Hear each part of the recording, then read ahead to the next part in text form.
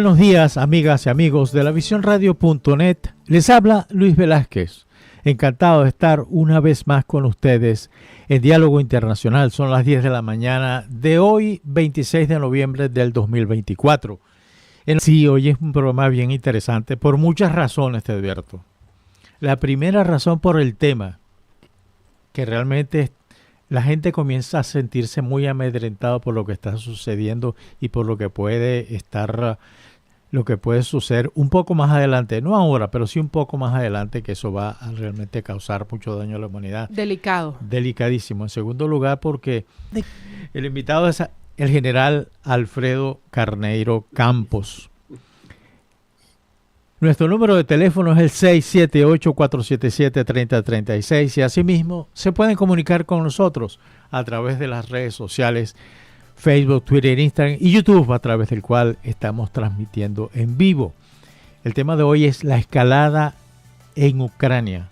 Consideraciones. Es un tema realmente bueno. Buenos días, Alfredo, ¿cómo has estado? Buenos días, Luis. Como siempre, un honor por tu invitación. Un saludo a Andy. Por supuesto, es la que logra que lleguemos al público y a la audiencia, que sin ellos no somos nada, como dicen por allí. Sí. Un placer saludarte. Es así. Alfredo, este es un tema que está de más, que es muy preocupante por las cosas que están sucediendo y porque, aunque tú como militar conoces muy bien cuáles son los aprestos para cualquier actividad militar, buena o mala, y porque ya hay muchas experiencias en cuanto a guerra, no deja de preocupar, y la verdad es que la audiencia me ha estado llamando y preguntándome, oye, ¿qué va a pasar? ¿Qué va a pasar? Sobre todo cuando vieron que tanto Polonia como Alemania comenzaron a hacer preparativos para ¿cómo se dice? Reconstruir esos refugios nucleares, reconstruir esos refugios de guerra. Y por supuesto, un país que yo conozco muy bien, que es Suiza, en donde todavía sigue siendo obligatorio en cualquier construcción que tenga su respectivo refugio nuclear.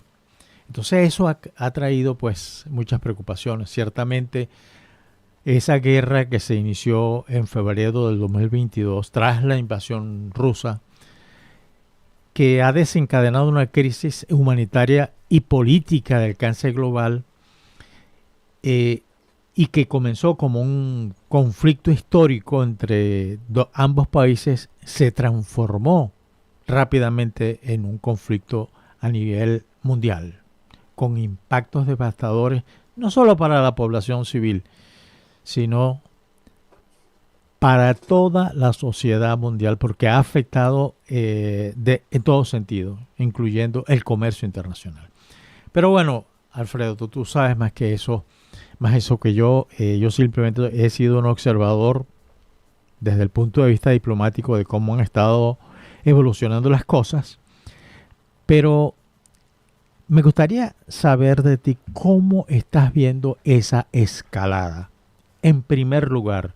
En segundo lugar, mucha gente me ha preguntado, cuando yo veo en la prensa que Estados Unidos o Corea del Norte le prestó a uno u otro contendor, le prestó unos misilitos para que bombardee, que son de largo alcance, que son totalmente modernos, ¿de qué estamos hablando? Alfredo. Bueno, Luis, vamos a ver. A mí me gustaría empezar por la consideración estratégica, ¿no? Así es. En el tema de los objetivos, por supuesto, los objetivos no han cambiado. Lo único que ha cambiado es la manera de dirigir las operaciones militares. Al principio, los militares de Putin y Putin específicamente se plantearon hacer una operación que durara unos pocos días a través de batallas decisivas, por supuesto suponiendo que los otros estaban inermes, indefensos ante el poderío ruso, y resulta que las cosas no son así. Y esto terminó derivando en una guerra de posiciones, que es lo que tenemos actualmente, con connotaciones de guerra de desgaste. Esa es la estrategia OTAN. La estrategia OTAN es desgastar al Estado ruso hasta que ya no pueda, no tenga capacidades de combatir. No pretenden destruirlo, pues de hecho no van a poder hacerlo. Ni pretenden salir de Putin, porque bueno, Putin es un líder democráticamente electo. 90% votó por él. Nada, bueno, Entonces, escúchame. Lo que pasa es que yo dime. tengo dudas de ese 90%. Bueno, el órgano electoral dijo que él había ganado con 90%. El asunto es que no pueden salir de él, por lo menos de momento. Putin todavía estará este periodo y no sé si se ejerce la manera de estar uno más. Ánimo no le falta, por cierto. Entonces, quien ha estado ganando en este asunto, desde el punto de vista del posicionamiento estratégico, ha sido la OTAN. Ha logrado expandirse porque incorporó dos nuevos miembros, Finlandia y Suecia, que había sido una aspiración de hace mucho tiempo de la OTAN en poder integrarlos. Le ha dado pie a los Estados Unidos para poder exigir que los países de la OTAN cumplan con sus obligaciones de poder desarrollar una fuerza suficientemente potente como para enfrentar cualquier tipo de conflicto. En el caso del señor Trump va más allá todavía, porque dice que solamente ellos tienen que cargarse de ese asunto. Y, por supuesto, ha logrado posicionarse como un elemento válido en la confrontación estratégica mundial. Eso que llaman la construcción del nuevo orden. Así que, bueno, quienes han salido realmente gananciosos son ellos en este sentido. Los reales perdedores, por supuesto, son los ucranianos, que son la carne de cañón de la OTAN, y los que han perdido prácticamente un tercio de su territorio, porque a mí siempre me gusta recordar que esto no comenzó en el 2022, sí, esto comenzó en el 2014. 2014, efectivamente. Exacto, los rusos invadieron Ucrania en el 2014, se cercenaron una parte de su territorio desde el 2014 y mientras todo el mundo miraba para el otro lado, pues el señor Putin estaba haciendo lo que le venía en gana allí en esa región.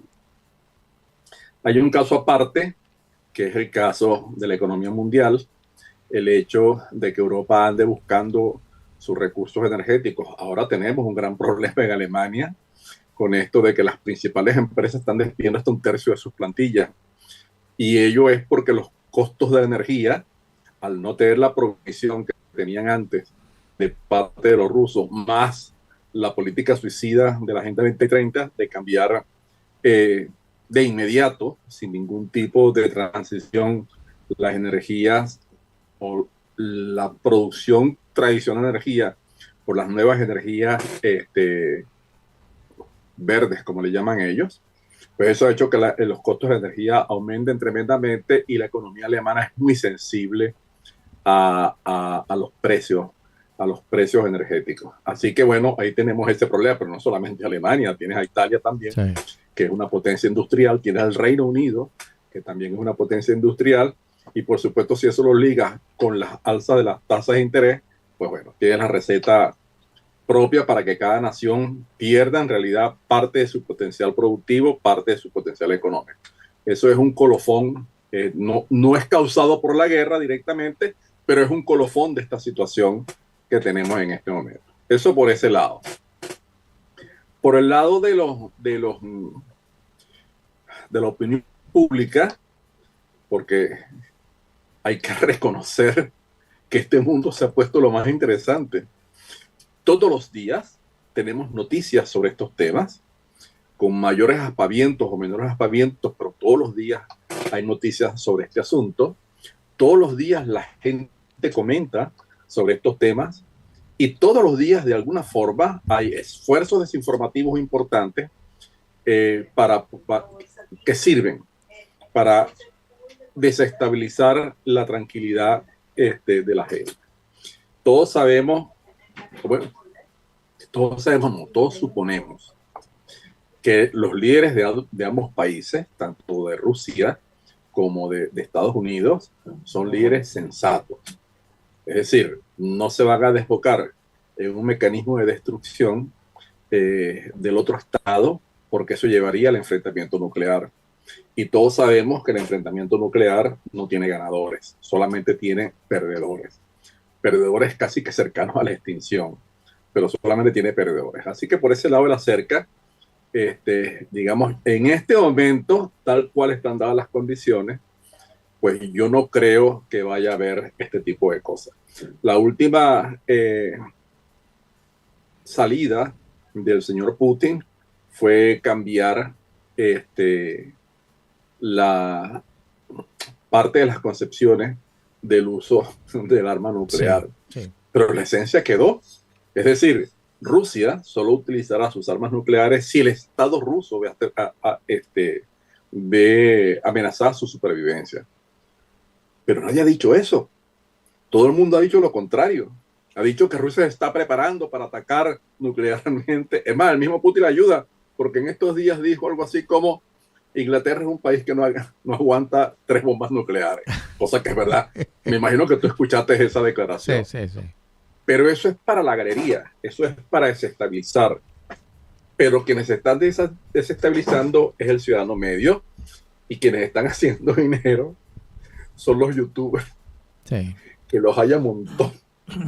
Antes de esto, por cierto, para preparar por esto, hay un canal de YouTube que a mí me gusta ver, digamos, con cierta frecuencia, que se llama Cosas Militares. Bueno, dedicado exclusivamente al tema táctico, porque como yo no sigo el tema táctico, sino solamente el tema estratégico, quería, digamos, que enterarme de un par de cosas en este asunto. Y en esto descubrí que el asunto de los norcoreanos también tiene un escándalo importante alrededor de ellos, pero que cuando uno va a analizar el tema desde el punto de vista táctico, pues te das cuenta de que las cosas no son así. Pero la prensa lo lleva, o los medios de comunicación lo llevan mucho más allá de lo que realmente es. Eso por parte del espacio informativo. Vamos con los grandes perdedores. El gran problema en este momento de Ucrania es que Ucrania se queda sin reserva. Los rusos tampoco tienen mucha gente, que digamos, pero el potencial como país para llevar adelante una guerra le permite a Rusia tener un horizonte de planificación de 2 a 3 años con los recursos que tiene actualmente. Pero Ucrania no tiene eso.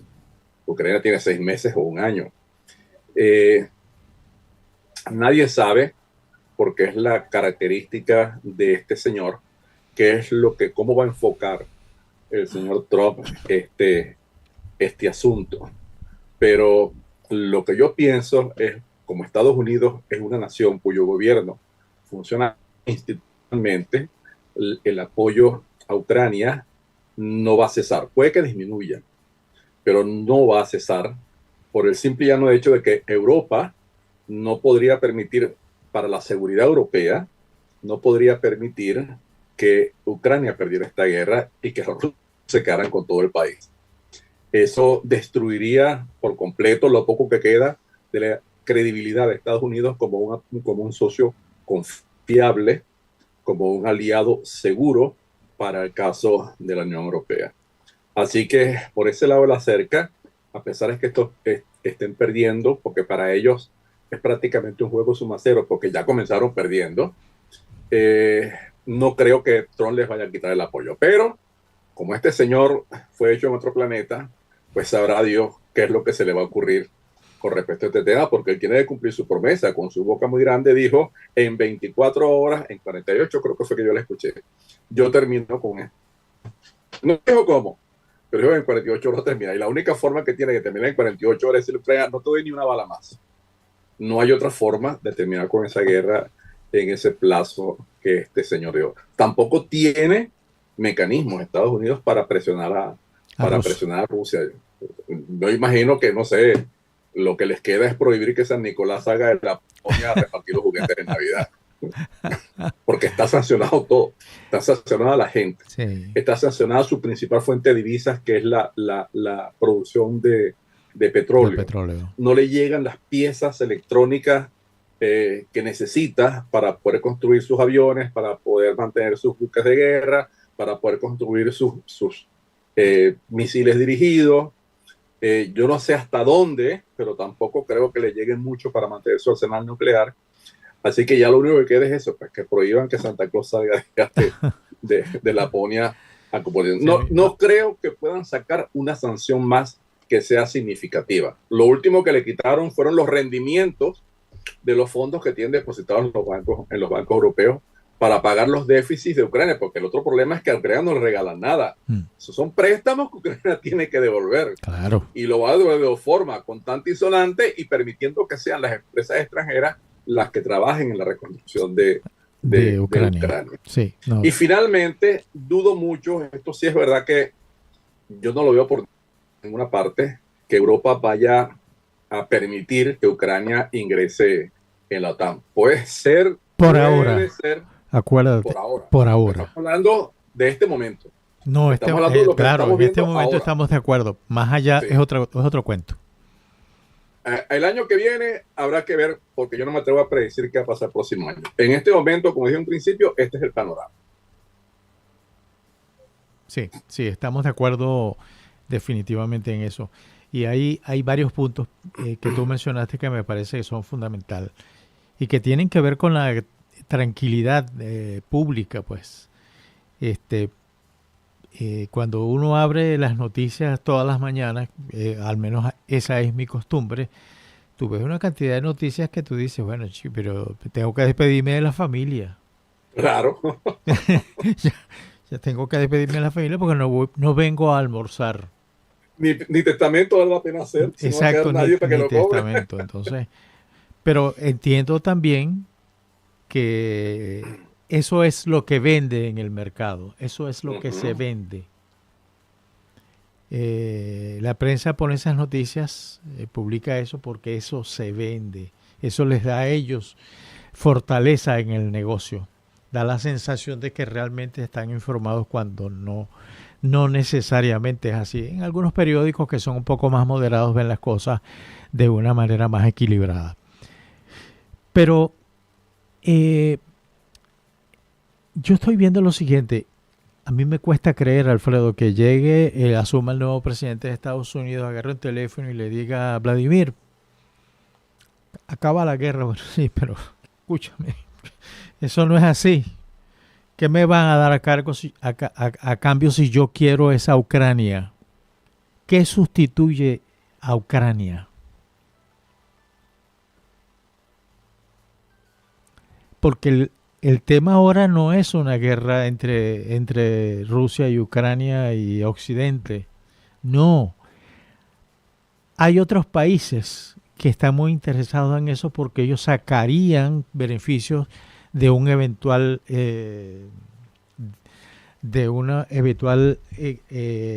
triunfo de Rusia sobre Ucrania, que es Irán y es Corea del Norte.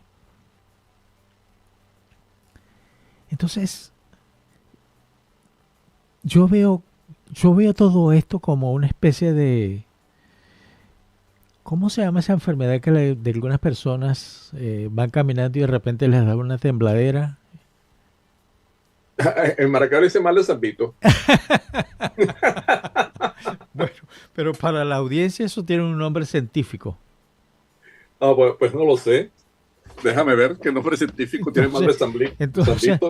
Ahí la epilepsia también. La epilepsia, por ejemplo. Vamos a utilizar la epilepsia. Pero los epilépticos son famosos. Julio César era epiléptico. Sí, pero estaba en un momento epiléptico también.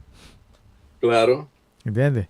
Entonces, me da la impresión de que todo está por ahí. Por un lado, la opinión pública bombardeada de un montón de noticias. Si ves las reacciones que ha habido en Alemania cuando el gobierno decidió reconstruir los refugios, cuando el gobierno polaco decidió que había que no solamente reconstruir los refugios, sino además darle una atención especial a la frontera con Rusia. Perdón que te ataje. Enfermedad de Huntington, di ese compendio mundial grandioso de la medicina que llaman Wikipedia. Así es. Entonces, creo que estamos viviendo un momento Huntington, por decirlo de alguna manera, en donde todo está sucediendo al mismo tiempo. Yo no nombré a China en esos ganadores porque China es un país, a mi modo de ver, un país equilibrado, que espera resultados. Si no son resultados que les conviene, él simplemente se retira y va para otro lado, simple y llanamente. Tiene otros intereses que van, creo, mucho más allá y son de mucho más largo plazo que una guerra como esa.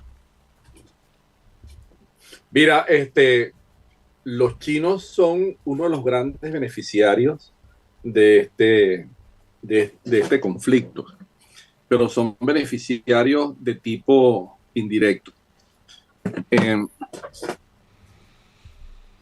Eh, lo que está pasando con la economía alemana por vía de los crecientes costos de la energía, los favorece directamente. Recuerden que una buena parte, yo creo que el 40% de la producción alemana, por ejemplo, de automóviles, está ligada a China, ya sea porque los traen de allá o ya sea porque ellos lo envían para allá.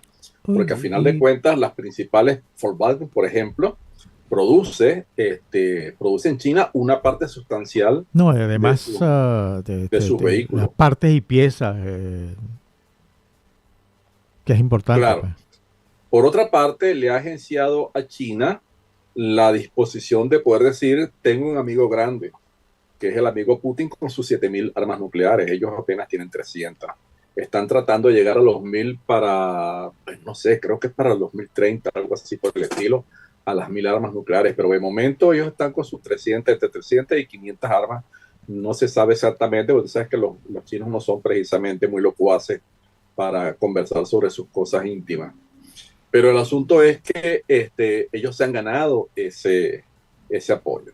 En el caso de Irán y de Corea del Norte, yo no sé si tú tienes el mismo parecer que yo. Estas son dos rémoras. Tú sabes que el tiburón siempre carga unos pescaditos, claro, sí, que se pegados alimentan. a su cuerpo, que van comiendo lo que estos van dejando, ¿no?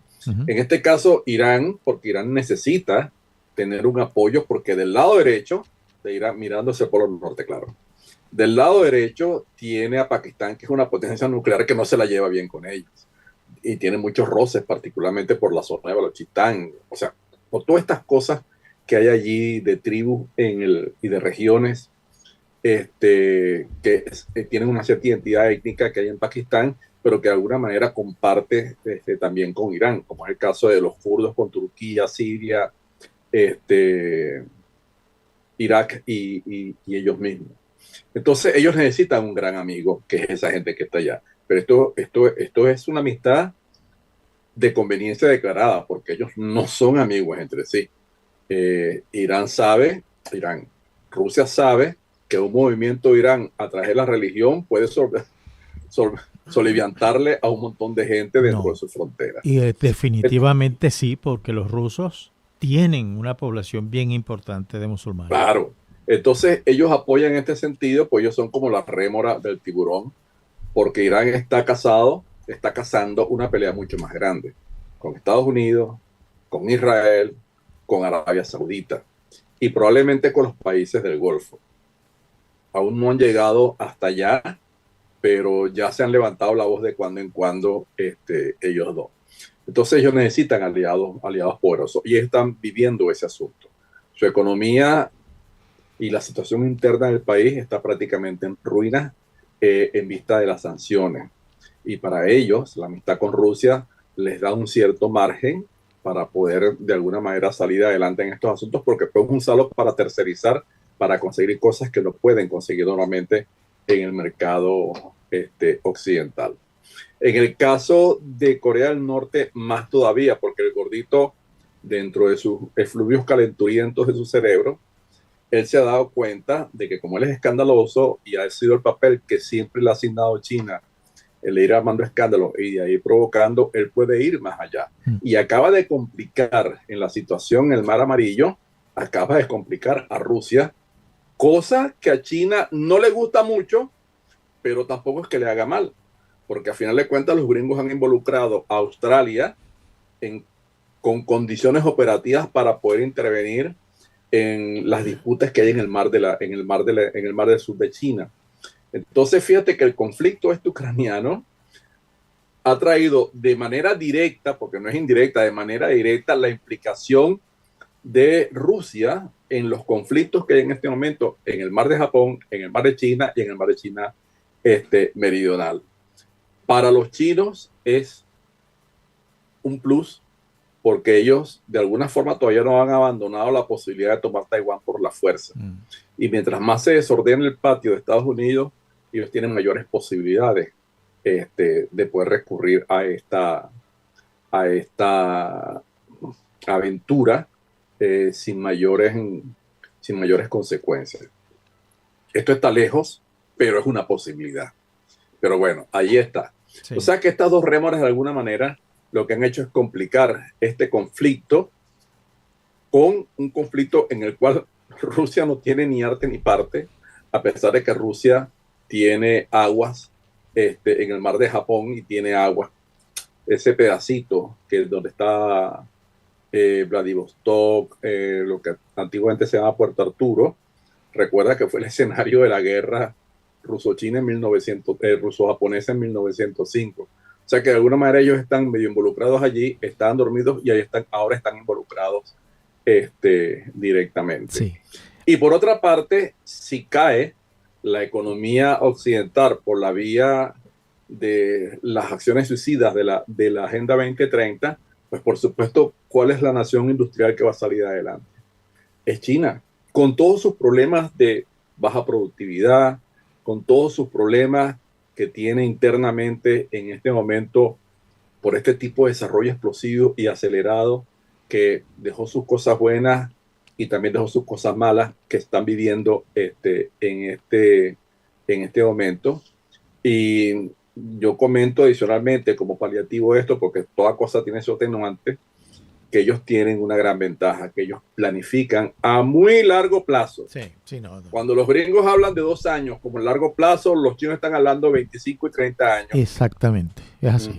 Pero mira, Alfredo, yo te quiero hacer un comentario que creo que en algunas de nuestras conversaciones, que son muchas, te lo he hecho y con todo el respeto lo hago además. A mí la figura del gordito de Kim Jong-un, el actual jefe de la dinastía Kim, porque es una dinastía, me recuerda mucho a la dinastía Joseon en su momento, por allá por el 1300, 1400. Y te voy a explicar por qué me causa realmente preocupación. Él y su hermana, los conocedores de la familia que comentan que la hermana es peor que él. Él y su hermana fueron formados en Suiza.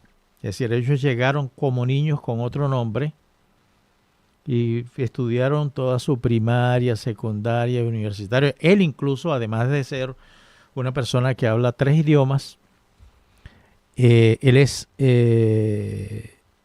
licenciado en ciencias políticas. Él fue preparado, es decir, fue formado para el rol que está jugando ahora.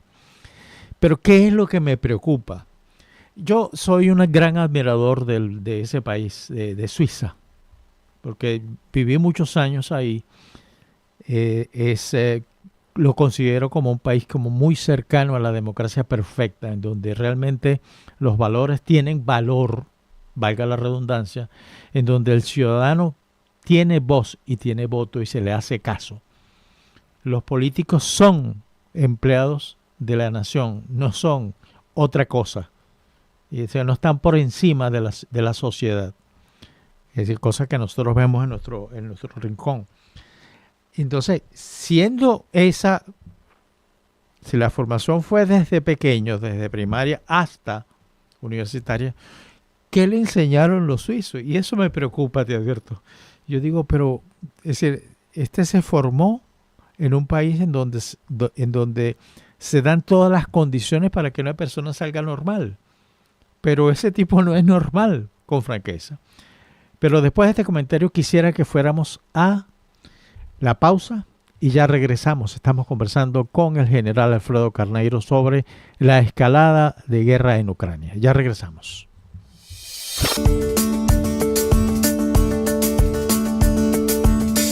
Estamos de regreso en Diálogo Internacional. Estamos conversando con el general Alfredo Carneiro acerca de la escalada en Ucrania. Alfredo, como te dije al principio, a mucha gente me ha preguntado acerca de esos nuevos misiles, qué significa eso en términos reales en cuanto al impacto que pudiera tener en la sociedad, en la gente, en el pueblo. ¿Qué significa eso? Es decir, porque al fin y al cabo son armas, a lo mejor de mayor potencia que las que han venido siendo utilizadas, pero son armas. ¿Pero qué significa? Explícanos lo que está sucediendo.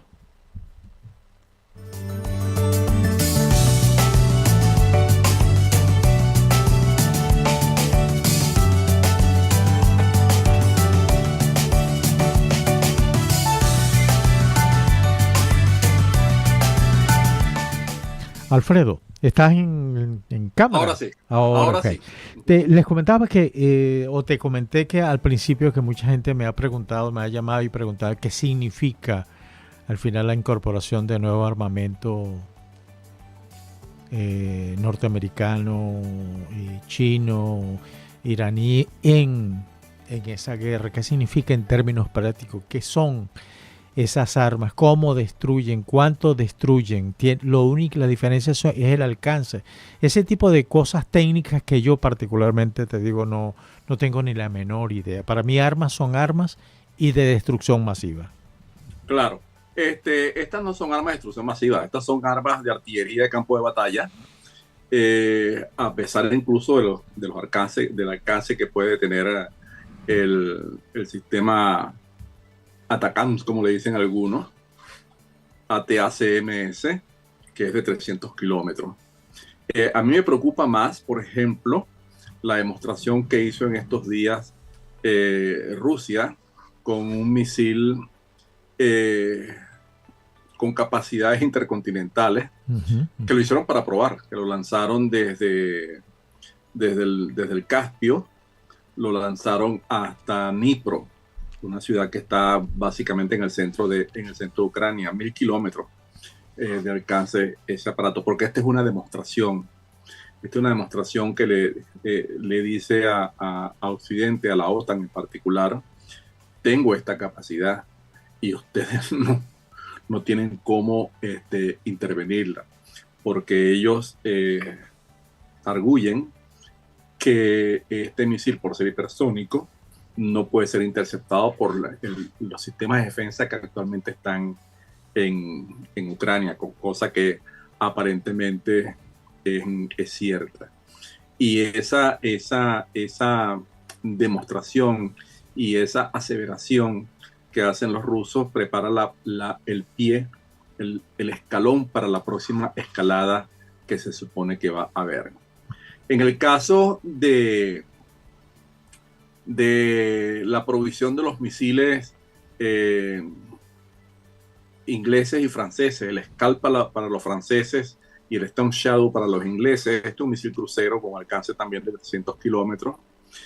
Fíjate que no se ha logrado sacarle a Alemania el permiso para que se incorporen los Taurus, que son unos misiles, digamos, bastante parecidos o un poco mejores que los dos que acabo de mencionar en este momento, pero sigue siendo un arma o armas que en este momento, por las limitaciones que se le da a Ucrania, de que no puede atacar territorio ruso, no van a tener ningún efecto significativo en la situación operacional. No van a haber cambios importantes en este sentido.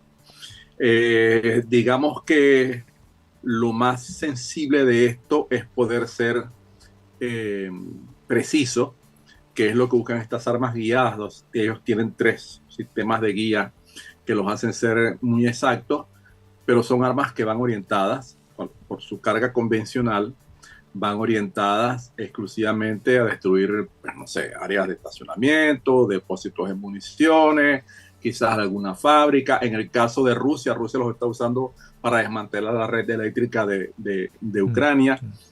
Arguyen ellos que como respuesta al permiso de los Estados Unidos para usarlo en territorio ruso. Resulta que están autorizados exclusivamente en la penetración de Kursk. En ningún otro lado. No pueden disparar hacia Moscú, no pueden disparar hacia otras ciudades. Solamente en la penetración en Kursk. Porque esa es otra cosa. Ucrania, y deben ser buenos estos soldados ucranianos, es un país que está luchando con una mano atada a la espalda y un pie atado a una estaca. Esa es la manera como está luchando, porque esas son las limitaciones que le ha puesto la OTAN, porque para la OTAN esta guerra es simplemente una guerra de desgaste contra Rusia. Que en el camino se acabe Ucrania, eso no es problema de ellos.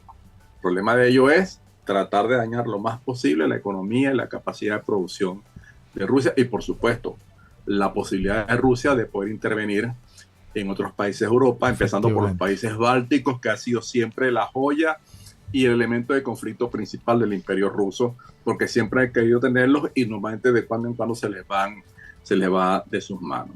Así que estas unidades no van a tener, estas armas no van a tener mayor importancia en cambiar la situación bélica actualmente, que sigue siendo de estancamiento y de guerra de desgaste. Los rusos, porque se han visto obligados, porque ese no era su planteamiento inicial, porque se han visto obligados por la férrea resistencia de las tropas ucranianas, y los ucranianos, porque por ser el más débil no tienen otra forma de hacerlo, sino responder a la estrategia OTAN, porque son los que le mantienen a ellos constantemente armados para poder enfrentar el poderío ruso. Caso aparte está el tema de los soldados coreanos. Corea ha desplazado hacia esta zona una división,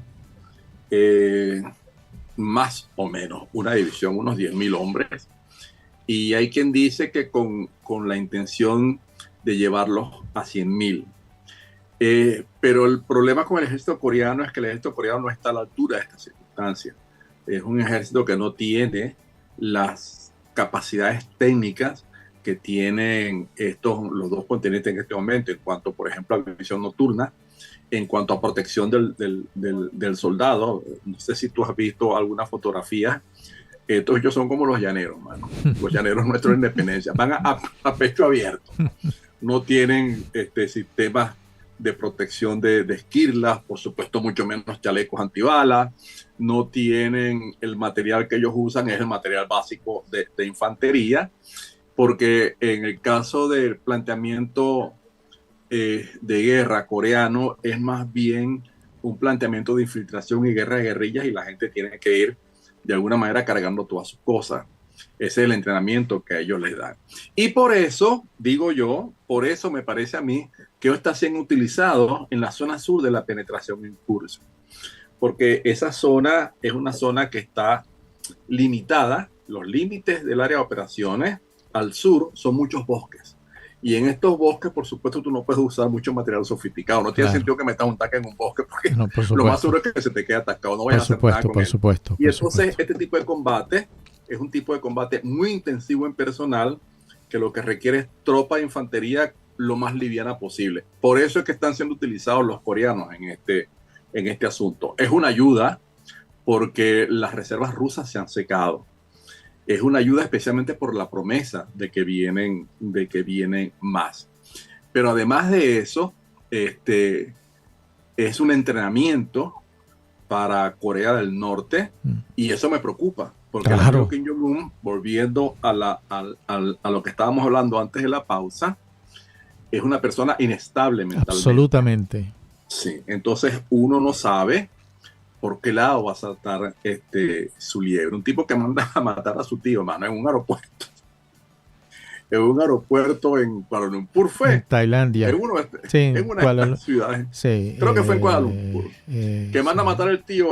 No, el hermano. Era el hermano. No, era su tío. El hermano de... sí, era el hermano de Kim Il-sung. Bueno. Era su tío. Algún disgusto familiar tendrá. Sí, claro. Porque...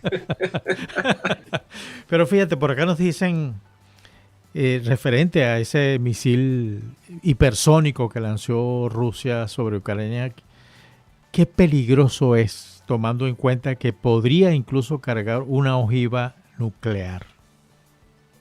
Bueno, ese es el planteamiento, esa es la amenaza. Eso es lo que le dicen ellos. Normalmente los misiles, en lo que nosotros manejamos, que llevan armamento nuclear, sus alcances son de 5.500 kilómetros en adelante. Son misiles intercontinentales porque son armas estratégicas, como llamas tú, de destrucción masiva. Las armas las armas de campo de batalla son armas de bajo rendimiento, 500 kilotones, algo así por el estilo. Y que han sido abandonados, por ejemplo, por Estados Unidos porque los gringos dicen, mira, si yo llego a lanzar un arma nuclear en el campo de batalla, ya esto se fue a donde iba, entonces no necesito tener ese tipo de armas, voy a las máximas, porque voy a la destrucción total del enemigo. Los rusos aún lo mantuvieron, aunque ellos también entraron en esta doctrina, pero aún la mantuvieron porque ellos tienen objetivos mucho más cercanos en Europa. Y hay algunos que dicen que tienen 1.000, hay otros que dicen que tienen 2.000, por supuesto no son las 20.000 que utilizan alguna vez, porque ya el valor de este tipo de armas en una situación de confrontación nuclear es muy limitado. Entonces, por eso lo han ido abandonando. Pero la demostración que hace Putin es simplemente para decir, mira, yo tengo esto, mano. Aparentemente es un misil intercontinental modificado. Eso es posible.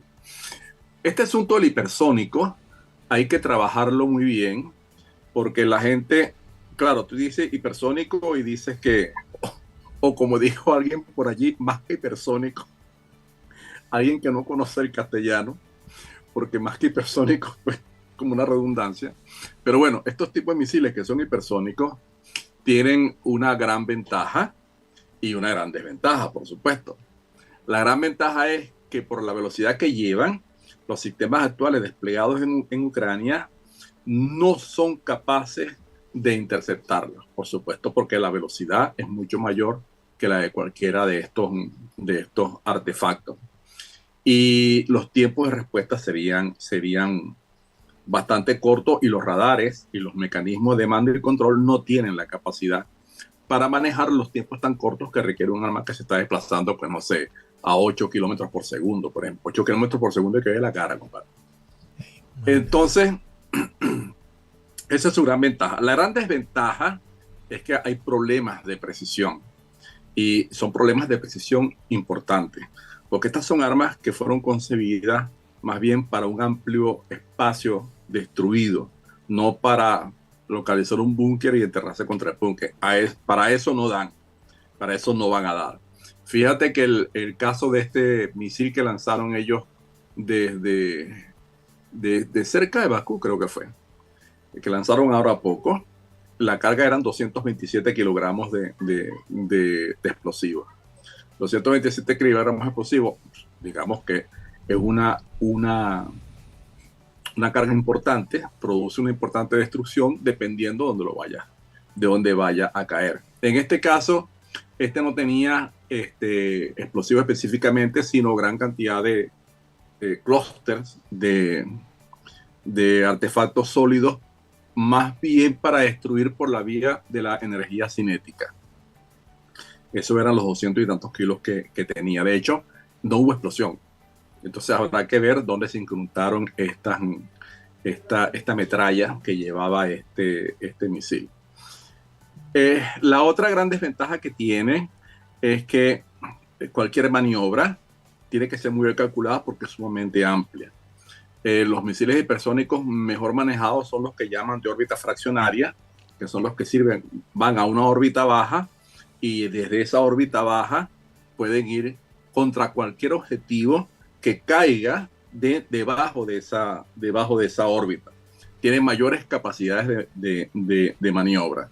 Pero, por ejemplo, uno lanzado desde avión, que también los tiene los rusos, no tiene esta facilidad, porque sus propios tiempos que tienen que manejar para desplazarse hasta el blanco tampoco les da para que ellos tengan mucho efecto en su maniobra. Y cualquier maniobra, si tú vas a 8 kilómetros por segundo, cualquier medio de desviación que tú quieras hacer de tu trayectoria para corregirla, tiene que tener una distancia importante de tu objetivo para poder ganar o por lo menos poder mantener la precisión. Así que mientras estén equipados con ojivas convencionales, esto tampoco va a representar una ventaja importante en esta atrofia, que de los principales misiles, por ejemplo el Taurus alemán, que acá ratico lo están pidiendo los ucranianos, este es un arma subsónica. Creo que su velocidad de operación son cercanos a los 900 kilómetros por hora. Y qué bárbaro. Sí, bueno, no es gran cosa, puede ser interceptado. Y la diferencia de ellos es el sistema de guía, la precisión, que es altísima, y en segundo lugar, que es un arma de 2 etapas, porque es un arma que está hecha para penetrar búnker y cosas de estas donde la gente de alguna manera se esconde para poder mantener la seguridad del comando y control de sus operaciones. Está hecho para eso, y los alemanes no quieren soltarlo por ninguna razón de este mundo. Los otros son de cargas explosivas simples. Claro. Entonces, que es tan sofisticado, tiene efectos solo por el uso al que se le puede dar. Pero como él va a ras del terreno, no hay forma ni manera de ubicarlo y destruirlo. Por eso es que los ucranianos piden a gritos que les den el sistema Taurus, y el amigo Scholz se niega, y ahora menos, ahora que va a salir el gobierno, sí, menos todavía. Por acá te preguntan también lo siguiente. Ajá. ¿Qué tan seguros son los búnkers que ponen a disposición los gobiernos en caso de un ataque nuclear? ¿Cuánto tiempo podría una persona permanecer ahí? Ok, eso, digamos que hacer estas previsiones siempre son buenas, porque de alguna forma los sistemas de protección civil tienen que funcionar, tiene que haber una estructura para el día después. Pero después de un ataque nuclear, mira, no hay nada. Si lograste sobrevivir en tu refugio y no tienes allí comida, lo más seguro es que no vayas a tener agua y tampoco electricidad, a menos la que puedas generar tú con la poca gasolina que tengas y el generador que tengas. El problema que te vas a enfrentar es de otra índole. Sí. El gran problema de los ataques nucleares no es la población, la sobrevivencia de la población. El problema de los ataques nucleares es que la infraestructura completa queda destruida y la gente queda sin medios de vida. Es decir, queda sometido a una especie de muerte lenta, donde esta gente imaginativa de Hollywood han inventado como cosas como Mad Max, por ejemplo. Sí. Pero eso es lo que va a seguir al mundo. Por eso es que Einstein decía que él no sabía cómo se iba a librar la Tercera Guerra Mundial, pero la cuarta sabía que iba a ser con palos y piedras. Ok, sí. Entonces volviendo a este asunto, tú tienes que hacer las previsiones de protección civil, porque lo va a haber. Pero después de una guerra nuclear, en condiciones como tiene que ser, que todo el mundo saque todo su armamento, el problema es que no quedan condiciones de vida. Y según prevén algunos científicos que han hecho simulaciones en este sentido, la mayor parte de la vida sobre la Tierra va a perecer. Bueno, esas son sus predicciones. Yo no sé si esto es así, porque al final de cuentas ellos predijeron que la explosión de la bomba atómica iba a incendiar la atmósfera y no íbamos a morir todos. Cosa que no pasó, por supuesto. Y ese era el gran temor de Oppenheimer. En realidad, fuera cierta esa previsión de que la atmósfera se iba a incendiar completa, iba a haber un gran elemento de reacción en cadena que iba a acabar con el mundo. Yo no sé si esta predicción es cierta. Lo que sí es cierto es que la gente va a quedar sin medios de vida, por lo menos de la vida que hemos conocido hasta este momento. Claro. Por mucho refugio que tengas, por cierto. Hay gente en Estados Unidos vende refugio con comida para 2 años, sí. Y depósitos de agua, toda una serie de cosas, pero bueno, a la larga se acaba. Sí. Por cierto, ¿tú llegaste a ver aquella famosa película El Día Después? Sí, cómo no. Claro que okay. Sí. Bueno, lo que pasa, fíjate que buena parte de la población de donde se desarrolla la película, que es Kansas, el arco nororiental, creo, de Kansas, una buena parte de la población sobrevivió, pero se encontraron con 2 cosas. Todos los servicios de vida estaban destruidos por completo. Entonces no había agua, no había electricidad, no había donde comprar comida, y toda la tierra estaba contaminada, y por supuesto todo el mundo se contaminó, y los pocos que lograron sobrevivir se fueron muriendo hasta el médico, que es el protagonista de la película, se murió por razón de contaminación radiactiva. Un poco lo que decía Oppenheimer. Sí. Un poco lo que Creo que por eso eso fue que inventaron la famosa bomba solo mata gente. Yo sé que yo tuve el honor de conocer refugios porque es obligatorio, pues. Claro. Cuando tú alquiles un departamento, una casa en Suiza, por supuesto tiene que tener un cuartico. Claro. Tú sabes que los suizos son los que están más protegidos, ¿no? Sí. Entonces, no por los refugios, sino porque Putin tiene su plata allá. Entonces, casi todos primero, ellos tienen su plata metida allí. Sí, lo importante es que tienen las paredes tienen un grosor totalmente distinto al que tienen las paredes de construcción, en primer lugar. Sí, el revoque es diferente. El revoque es diferente y todo eso. Y adentro me pareció interesante que cada departamento, en el caso de los edificios, tiene un lugarcito pequeño en donde la familia o la persona que vive ahí pues tiene su... Afortunadamente los suizos no son de tener grandes familias, sino 1 o 2 hijos nada más, que pueden caber en ese rinconcito. Ahí mismo está una especie de anaquel, en donde tú estás obligado a poner cada mes, a renovar cada vez agua, chocolate, azúcar, harina, sal, cosas de ese tipo. Para los que puede, también hay una cocinita, está muy arreglado, muy limpiecito, muy acomodito, muy suizo, pues. Claro, pero el truco de los suizos es ese. Putin y su pandilla tienen su plata allí. Y está asegurada. Trump también tiene una parte sustancial de su fortuna allí. Elon Musk tiene su fortuna allí. Claro. O sea, ellos están más seguros que nadie. El resto somos los que estamos fregados. Sí, hay una cosa interesante en ellos, ¿no? Que en algún momento en que se cuestionó, eso fue como en el año 2004, que había mucha presión para que se cambiara eso del secreto bancario. Y llegó uno de ellos y dijo, bueno, vamos a transformar esto en un precepto constitucional, el secreto bancario. Y para poder quitar eso tienen que negociar una nueva constitución para poder eliminar ese precepto. Mira que no sabía eso. Sí. Entonces, no nadie por ninguna decisión, ni siquiera el jefe de gobierno puede decretar. Bueno. Y si lo hace, tiene que consultar a la población, que con toda seguridad la respuesta va a ser una. Bueno, ese es el mejor búnker que tienen los suizos. Ahora, una pregunta final. Es que esto, con el correr de los años, ayer leía un análisis de un profesor alemán. A mí me impresionó porque además Alemania las pasó duras. Pero este señor dijo, bueno, mire, yo supongo que a partir del 2029 deberíamos estar preparándonos para lo que sería una tercera guerra mundial. Ya es inevitable.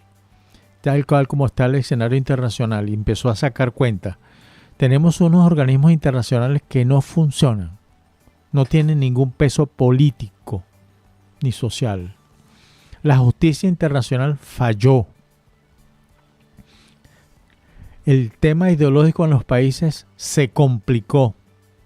En consecuencia, los intereses de cada nación son distintos. Pueden haber alianzas, pero las alianzas no van a ser a largo plazo, sino a muy corto plazo, porque todo está evolucionando. Entonces, mira, con respecto a eso que dices, Putin dijo alguna vez que la gran tragedia del siglo XX había sido la desaparición de la Unión Soviética. Y en eso tenía total y absoluta razón. Y fue la gran tragedia por un simple hecho. Acabó con la importancia que tenía el multilateralismo para poder llevar adelante las relaciones internacionales. A partir de ese momento, con la administración Clinton y de ahí las demás en adelante, las decisiones internacionales estaban sujetas al interés de Estados Unidos. Es la nación más poderosa del mundo, es la nación más productiva desde el punto de vista económico, es la nación más innovativa desde el punto de vista del progreso y es la nación que tiene mayores relaciones económicas con la mayor parte del mundo. Y eso los llevó a situarse en esa posición donde, por ejemplo, George W. Inútil dijo un día, bueno, yo quiero invadir Irak porque están haciendo negocios con los franceses, los italianos y los alemanes y me tienen a mi hermana, y eso no puede ser. O llevó a Nixon a alguna vez, que fue, digamos, una de las primeras cosas que salió del mundo en contra de lo multilateral, que no tenía nada que ver con los acuerdos de Bretton Woods. Salió Nixon a decir, bueno, a partir de ahora, mano, aquí el comercio es lo que va a decidir el valor del dólar y no el respaldo en oro. En oro, sí, cambió el patrón, pues. Sí, cambiar el patrón oro por el patrón de la moneda fiat que le dicen. Entonces, el problema es ese. Se acabó con el mundo, con el multilateralismo, porque el multilateralismo depende de la buena voluntad de los políticos y de la sujeción a la ley, es decir, de los límites morales que pueda tener un político para comportarse, digamos, con un mínimo de ética, es decir, tratando de favorecer a todos por igual. El día que se acabó la Unión Soviética, se acabó el multilateralismo. Y fíjate que todos los órganos multilaterales han ido cayendo en su credibilidad, en su capacidad de influir en los países, en tomar decisiones que sean observables, aceptables por los demás países, hasta llegar al momento de hoy, donde tenemos a este señor Guterres hablando quién sabe de qué, pero sin hacer nada lo que tiene que hacer para que las cosas salgan adelante. Donde la fiscal Fatou Bensouda se dio el lujo de recibir dinero de todos lados para ella no es, sí, que venía de una dictadura. Sí, pero ya ella no es la fiscal el fiscal ahora es Khan, que yo no sé, es lo mismo, sí. Cuando nos dimos el lujo de tener esa fiscal. Sí, que esa fue la que congeló el caso Khan, Venezuela. Que está en investigación porque el hombre tiene sus devaneos. Sus mañas contra las mujeres también. Así que, bueno, yo no sé, siempre he pensado aquello de que el que esté libre de pecado que tiene la primera piedra, pero el problema está allí. Así es. No hay multilateralismo. Así es. Bueno, amigo mío, muchas gracias por estar con nosotros durante esta hora. Gracias. Fue una conversación realmente interesante. Andy, gracias a la audiencia por tener la paciencia de escucharnos hasta ahorita. Sí. Fuerte abrazo y muchas gracias a todos.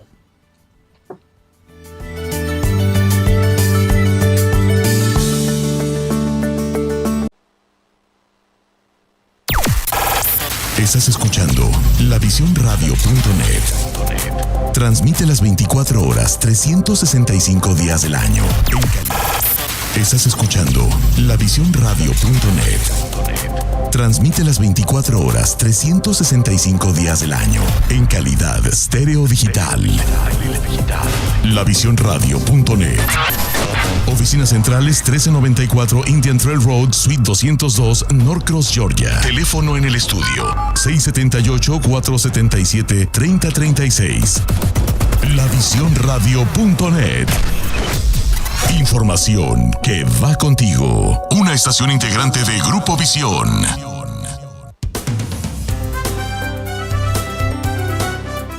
Amigas y amigos, soy Luis Velázquez. Me complace en invitarles a acompañarme en mi programa Diálogo Internacional, que se transmite en vivo todos los martes de 10 a 11 de la mañana a través de La Visión Radio. En este programa nos adentramos en el panorama global actual con el análisis profundo de expertos en diversos campos del ámbito mundial.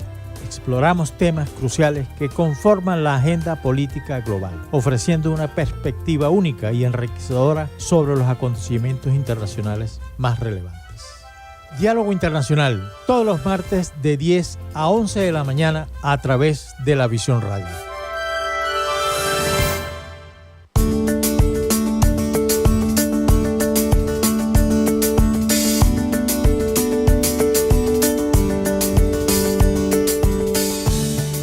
Muy buenos días, amigas y amigos de LaVisionRadio.net. Les habla Luis Velázquez. Encantado de estar una vez más con ustedes en Diálogo Internacional. Son las 10 de la mañana de hoy, 26 de noviembre del 2024. En los controles de audio, mi querida Andy. Buenos días, Andy. ¿Cómo has estado? Muy buenos días, amigos. Gusto en saludarte, ya listísima para escuchar tu programa. Sí, hoy es un programa bien interesante por muchas razones, te advierto. La primera razón por el tema, que realmente la gente comienza a sentirse muy amedrentado por lo que está sucediendo y por lo que puede estar, lo que puede suceder un poco más adelante, no ahora, pero sí un poco más adelante, que eso va a realmente causar mucho daño a la humanidad. Delicado. Delicadísimo. En segundo lugar, porque el invitado, a pesar de que es más viejo que yo y que nos conocemos desde pequeño porque éramos vecinos, no quedaba otra ser amigos. No había otra salida, éramos amigos y era vecino. ¿Y qué quieres que yo haga? El invitado es el general Alfredo Carneiro Campos. Nuestro número de teléfono es el 678-477-3036 y asimismo se pueden comunicar con nosotros a través de las redes sociales Facebook, Twitter, Instagram y YouTube, a través del cual estamos transmitiendo en vivo. El tema de hoy es la escalada en Ucrania. Consideraciones. Es un tema realmente bueno. Buenos días, Alfredo. ¿Cómo has estado? Buenos días, Luis. Como siempre, un honor por tu invitación. Un saludo a Andy, que por supuesto es la que logra que lleguemos al público y a la audiencia, que sin ellos no somos nada, como dicen por allí. Sí. Un placer saludarte. Es así. Alfredo, este es un tema que está de más, que es muy preocupante por las cosas que están sucediendo y porque, aunque tú como militar conoces muy bien cuáles son los aprestos para cualquier actividad militar, buena o mala, y porque ya hay muchas experiencias en cuanto a guerra, no deja de preocupar. Y la verdad es que la audiencia me ha estado llamando y preguntándome, oye, ¿qué va a pasar? ¿Qué va a pasar? Sobre todo cuando vieron que tanto Polonia como Alemania comenzaron a hacer preparativos para ¿cómo se dice? Reconstruir esos refugios nucleares, reconstruir esos refugios de guerra. Y por supuesto, un país que yo conozco muy bien, que es Suiza, en donde todavía sigue siendo obligatorio en cualquier construcción que tenga su respectivo refugio nuclear. Entonces eso ha traído pues muchas preocupaciones. Ciertamente esa guerra que se inició en febrero del 2022 tras la invasión rusa, que ha desencadenado una crisis humanitaria y política de alcance global, y que comenzó como un conflicto histórico entre ambos países, se transformó rápidamente en un conflicto a nivel mundial, con impactos devastadores, no solo para la población civil, sino para toda la sociedad mundial, porque ha afectado en todo sentido, incluyendo el comercio internacional. Pero bueno, Alfredo, tú sabes más que eso que yo. Yo simplemente he sido un observador desde el punto de vista diplomático de cómo han estado evolucionando las cosas, pero me gustaría saber de ti cómo estás viendo esa escalada, en primer lugar. En segundo lugar, mucha gente me ha preguntado, cuando yo veo en la prensa que Estados Unidos o Corea del Norte le prestó a uno u otro contendor, le prestó unos misilitos para que bombardee, que son de largo alcance, que son totalmente modernos. ¿De qué estamos hablando? Alfredo. Bueno, Luis, vamos a ver. A mí me gustaría empezar por la consideración estratégica, ¿no? Así es. En el tema de los objetivos, por supuesto, los objetivos no han cambiado. Lo único que ha cambiado es la manera de dirigir las operaciones militares. Al principio, los militares de Putin y Putin específicamente se plantearon hacer una operación que durara unos pocos días a través de batallas decisivas, por supuesto suponiendo que los otros estaban inermes, indefensos ante el poderío ruso, y resulta que las cosas no son así, y esto terminó derivando en una guerra de posiciones, que es lo que tenemos actualmente, con connotaciones de guerra de desgaste. Esa es la estrategia OTAN. La estrategia OTAN es desgastar al Estado ruso hasta que ya no pueda, no tenga capacidades de combatir. No pretenden destruirlo, pues de hecho no van a poder hacerlo. Ni pretenden salir de Putin, porque bueno, Putin es un líder democráticamente electo. 90% votó por él. Nada, bueno, Entonces, escúchame. Lo que pasa es que yo dime. tengo dudas de ese 90%. Bueno, el órgano electoral dijo que él había ganado por 90%. El asunto es que no pueden salir de él, por lo menos de momento. Putin todavía estará este periodo y no sé si se ejerce la manera de estar uno más. Ánimo no le falta, por cierto. Entonces, quien ha estado ganando en este asunto, desde el punto de vista del posicionamiento estratégico, ha sido la OTAN. Ha logrado expandirse porque incorporó dos nuevos miembros, Finlandia y Suecia, que había sido una aspiración de hace mucho tiempo de la OTAN en poder integrarlos. Le ha dado pie a los Estados Unidos para poder exigir que los países de la OTAN cumplan con sus obligaciones de poder desarrollar una fuerza suficientemente potente como para enfrentar cualquier tipo de conflicto. En el caso del señor Trump va más allá todavía, porque dice que solamente ellos tienen que cargarse de ese asunto. Y, por supuesto, ha logrado posicionarse como un elemento válido en la confrontación estratégica mundial. Eso que llaman la construcción del nuevo orden. Así que, bueno, quienes han salido realmente gananciosos son ellos en este sentido. Los reales perdedores, por supuesto, son los ucranianos, que son la carne de cañón de la OTAN, y los que han perdido prácticamente un tercio de su territorio, porque a mí siempre me gusta recordar que esto no comenzó en el 2022, sí. Esto comenzó en el 2014. 2014, efectivamente. Exacto, los rusos invadieron Ucrania en el 2014, se cercenaron una parte de su territorio desde el 2014 y mientras todo el mundo miraba para el otro lado, pues el señor Putin estaba haciendo lo que le venía en gana allí en esa región. Hay un caso aparte, que es el caso de la economía mundial, el hecho de que Europa ande buscando sus recursos energéticos. Ahora tenemos un gran problema en Alemania con esto de que las principales empresas están despidiendo hasta un tercio de sus plantillas. Y ello es porque los costos de energía, al no tener la provisión que tenían antes de parte de los rusos, más la política suicida de la Agenda 2030 de cambiar de inmediato, sin ningún tipo de transición, las energías o la producción tradicional de energía por las nuevas energías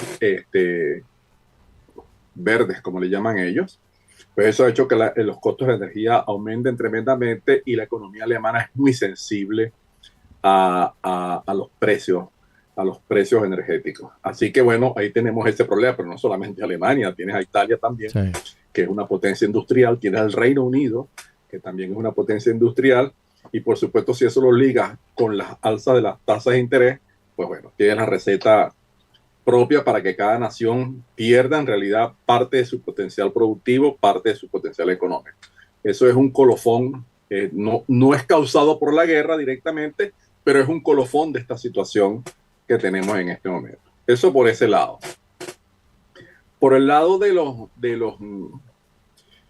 la opinión pública, porque hay que reconocer que este mundo se ha puesto lo más interesante.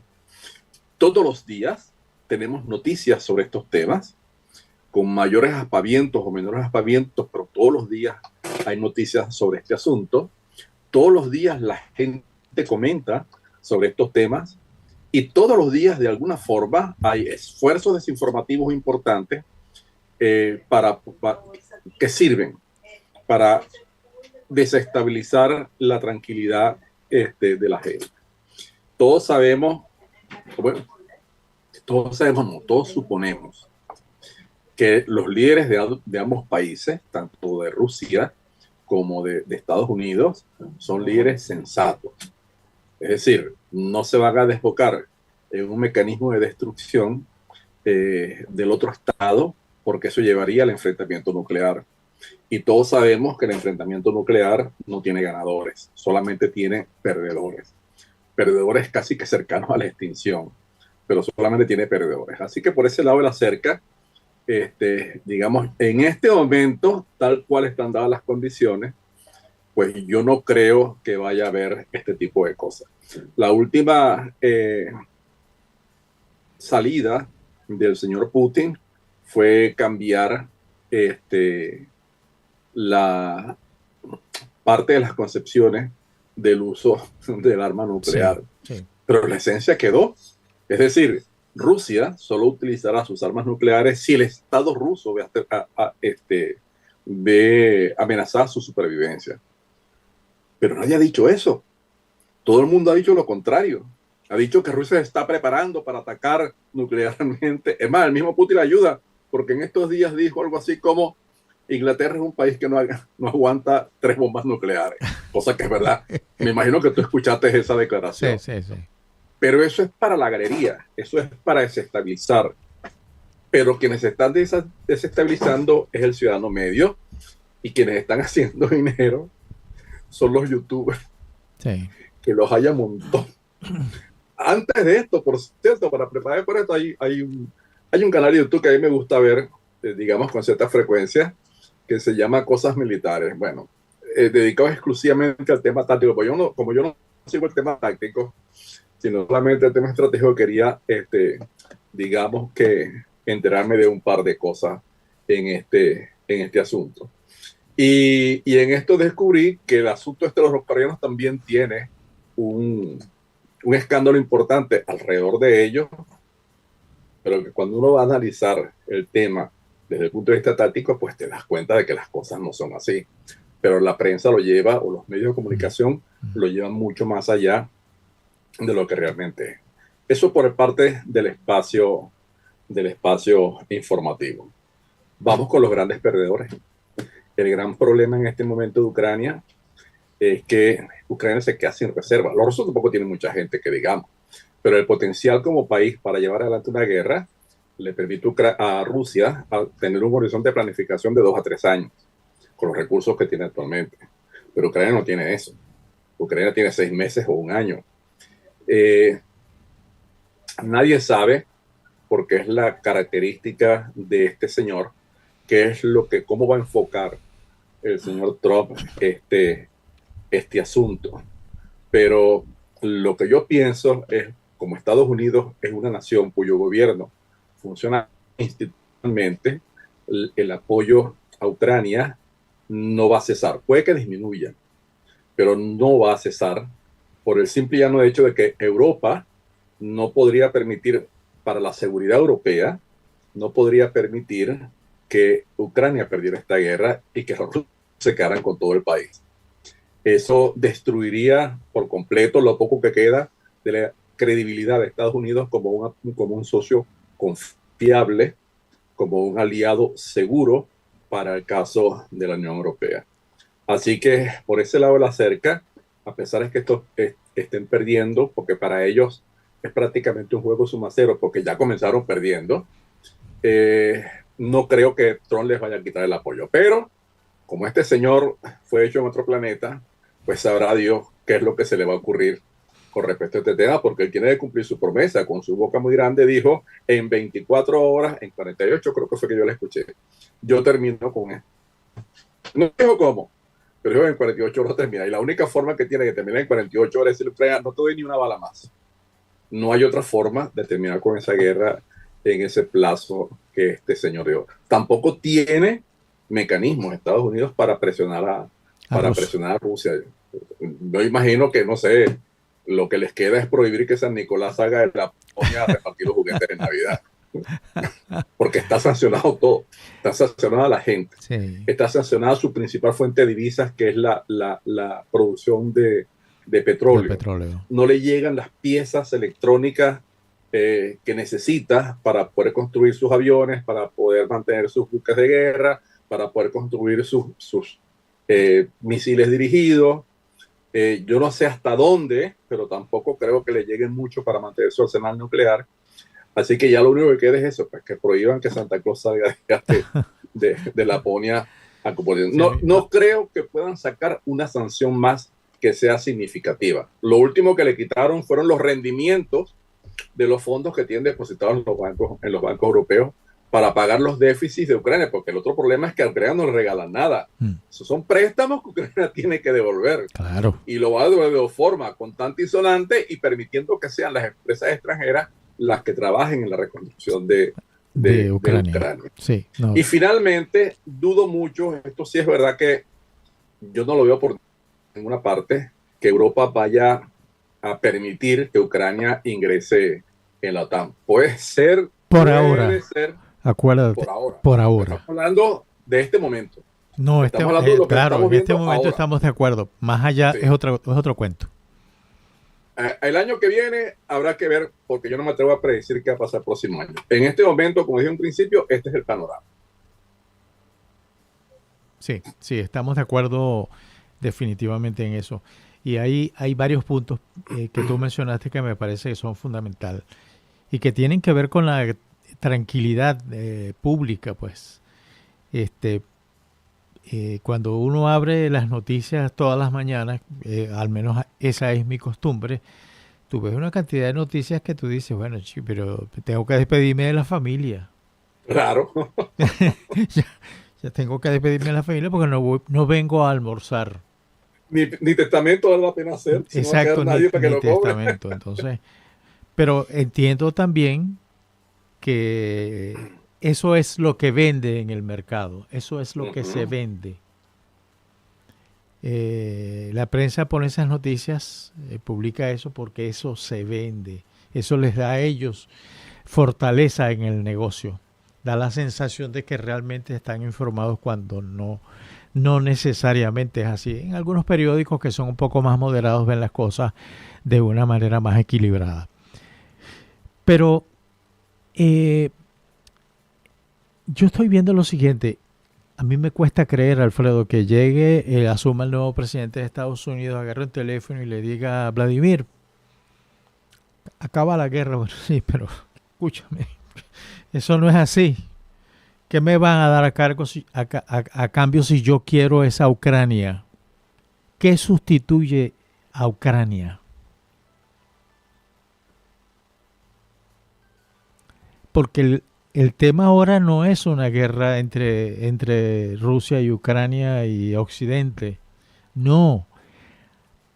Hay otros países que están muy interesados en eso porque ellos sacarían beneficios de un eventual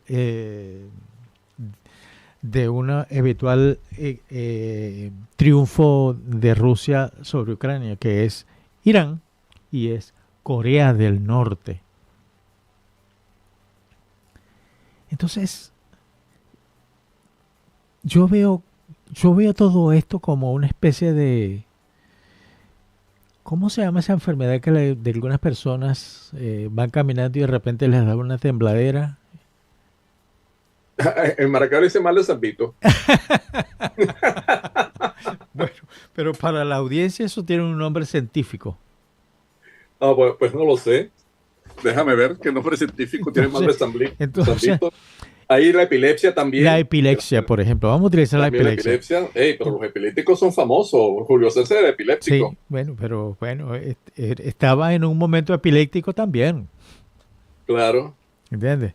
Entonces, me da la impresión de que todo está por ahí. Por un lado, la opinión pública bombardeada de un montón de noticias. Si ves las reacciones que ha habido en Alemania cuando el gobierno decidió reconstruir los refugios, cuando el gobierno polaco decidió que había que no solamente reconstruir los refugios, sino además darle una atención especial a la frontera con Rusia. Perdón que te ataje. Enfermedad de Huntington, di ese compendio mundial grandioso de la medicina que llaman Wikipedia. Así es. Entonces, creo que estamos viviendo un momento Huntington, por decirlo de alguna manera, en donde todo está sucediendo al mismo tiempo. Yo no nombré a China en esos ganadores porque China es un país, a mi modo de ver, un país equilibrado, que espera resultados. Si no son resultados que les conviene, él simplemente se retira y va para otro lado, simple y llanamente. Tiene otros intereses que van, creo, mucho más allá y son de mucho más largo plazo que una guerra como esa. Mira, los chinos son uno de los grandes beneficiarios de este conflicto, pero son beneficiarios de tipo indirecto.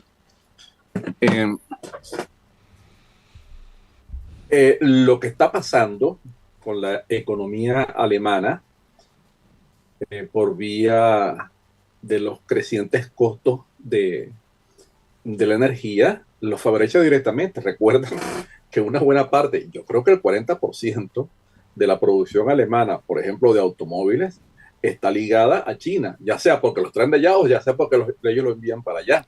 Porque al final de cuentas, las principales, Volkswagen, por ejemplo, produce en China una parte sustancial además de sus vehículos. Las partes y piezas, que es importante. Claro. Pues. Por otra parte, le ha agenciado a China la disposición de poder decir, tengo un amigo grande, que es el amigo Putin con sus 7.000 armas nucleares. Ellos apenas tienen 300. Están tratando de llegar a los 1.000 para, no sé, creo que es para el 2030, algo así por el estilo, a las 1.000 armas nucleares. Pero de momento ellos están con sus 300, entre 300 y 500 armas. No se sabe exactamente, porque sabes que los chinos no son precisamente muy locuaces para conversar sobre sus cosas íntimas.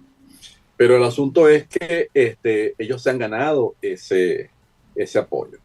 En el caso de Irán y de Corea del Norte, yo no sé si tú tienes el mismo parecer que yo. Estas son dos rémoras. Tú sabes que el tiburón siempre carga unos pescaditos, claro, sí, que se pegados alimentan a su cuerpo, que van comiendo lo que estos van dejando, ¿no? Uh-huh. En este caso, Irán, porque Irán necesita tener un apoyo, porque del lado derecho de Irán, mirándose por el norte, claro, del lado derecho tiene a Pakistán, que es una potencia nuclear que no se la lleva bien con ellos. Y tiene muchos roces, particularmente por la zona de Balochistán. O sea, por todas estas cosas que hay allí de tribus y de regiones que tienen una cierta identidad étnica que hay en Pakistán, pero que de alguna manera comparte también con Irán, como es el caso de los kurdos con Turquía, Siria, Irak y ellos mismos. Entonces ellos necesitan un gran amigo, que es esa gente que está allá. Pero esto es una amistad de conveniencia declarada, porque ellos no son amigos entre sí.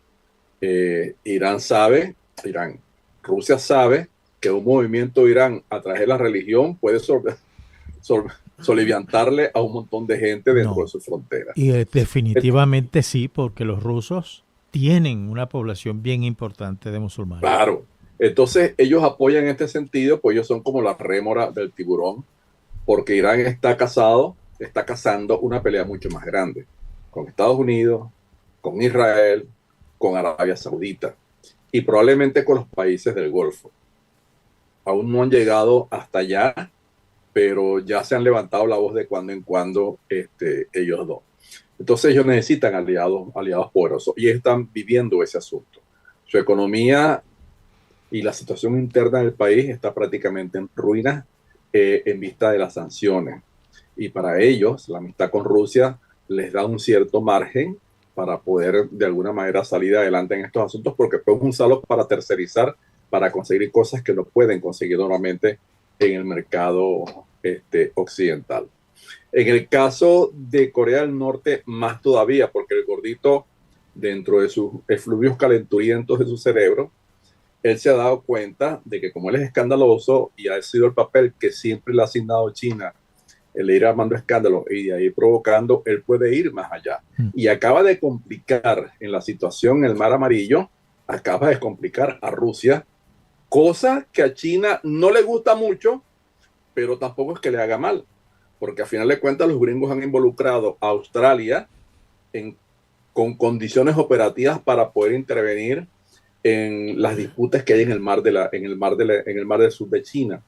Entonces, fíjate que el conflicto ucraniano ha traído de manera directa, porque no es indirecta, de manera directa la implicación de Rusia en los conflictos que hay en este momento en el mar de Japón, en el mar de China y en el mar de China meridional.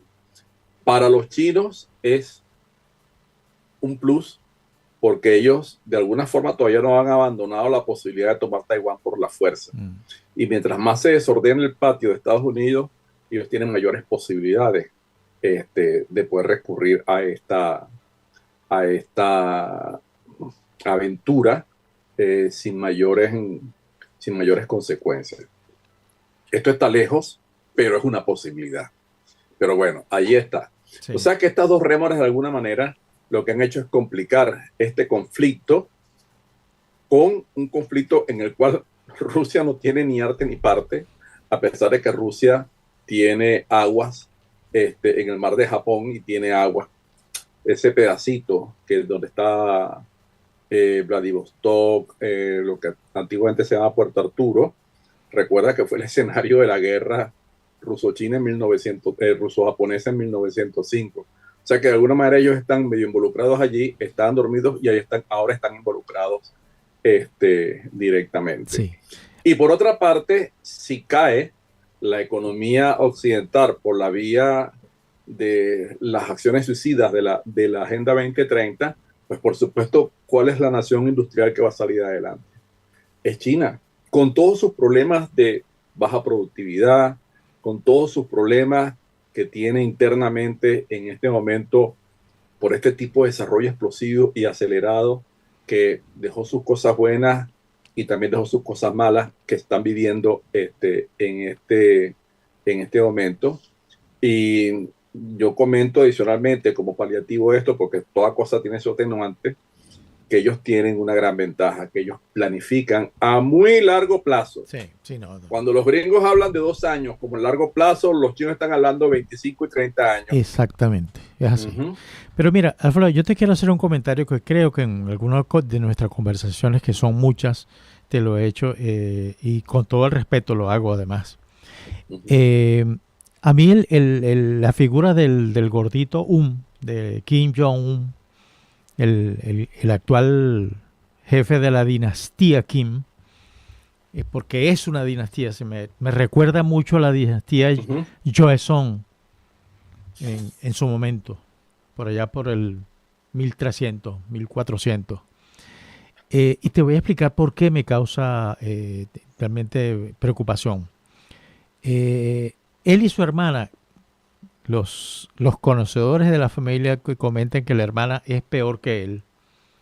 Él y su hermana fueron formados en Suiza. Es decir, ellos llegaron como niños con otro nombre y estudiaron toda su primaria, secundaria y universitaria. Él incluso, además de ser una persona que habla 3 idiomas, él es licenciado en ciencias políticas. Él fue preparado, es decir, fue formado para el rol que está jugando ahora. Pero ¿qué es lo que me preocupa? Yo soy un gran admirador de ese país, de Suiza, porque viví muchos años ahí. Lo considero como un país como muy cercano a la democracia perfecta, en donde realmente los valores tienen valor, valga la redundancia, en donde el ciudadano tiene voz y tiene voto y se le hace caso. Los políticos son empleados de la nación, no son otra cosa. Y, o sea, no están por encima de la sociedad. Es decir, cosas que nosotros vemos en nuestro rincón. Entonces, siendo esa, si la formación fue desde pequeño, desde primaria hasta universitaria, ¿qué le enseñaron los suizos? Y eso me preocupa, te advierto. Yo digo, pero es decir, este se formó en un país en donde se dan todas las condiciones para que una persona salga normal. Pero ese tipo no es normal, con franqueza. Pero después de este comentario quisiera que fuéramos a la pausa y ya regresamos. Estamos conversando con el general Alfredo Carneiro sobre la escalada de guerra en Ucrania. Ya regresamos. La Visión Radio está aquí para acompañarte en todo momento. Desde el desayuno hasta el descanso nocturno. Disfruta de la mejor compañía y entretenimiento en La Visión Radio. Suscríbete a nuestro canal de YouTube de La Visión TV y únete a miles de personas que comparten tu pasión por la información, la cultura y el entretenimiento. Comparte tus opiniones, comentarios y sugerencias con otros usuarios. No deje su futuro en manos del azar. Confíe en Margaret Wong, la abogada de inmigración experta en Atlanta. Margaret Wong tiene un historial impecable de éxito en la resolución de casos de inmigración, incluso los más difíciles. Ella está comprometida a brindarle la mejor representación legal posible y luchará incansablemente por sus derechos. Llame a Margaret Wong hoy mismo y programe su consulta gratuita. La Visión, tu dosis diaria de información precisa, de lunes a viernes en nuestra nueva edición digital. Suscríbete en lavisionweb.com y empieza tu día informado. Tu mascota es nuestro consentido. En Ceci's Pets Paradise ofrecemos peluquería, guardería y spa. Visítanos en el 950 de Indian Trail en Lilburn, Georgia 30047. Llámanos 770-696-9463 y dale a tu mascota el mejor cuidado. Ceci's Pets Paradise, el paraíso de tu mascota. Estamos de vuelta en lavisionradio.net. Mantente conectado en Facebook, Twitter, Instagram como La Visión ATL y en nuestro canal de YouTube como La Visión TV.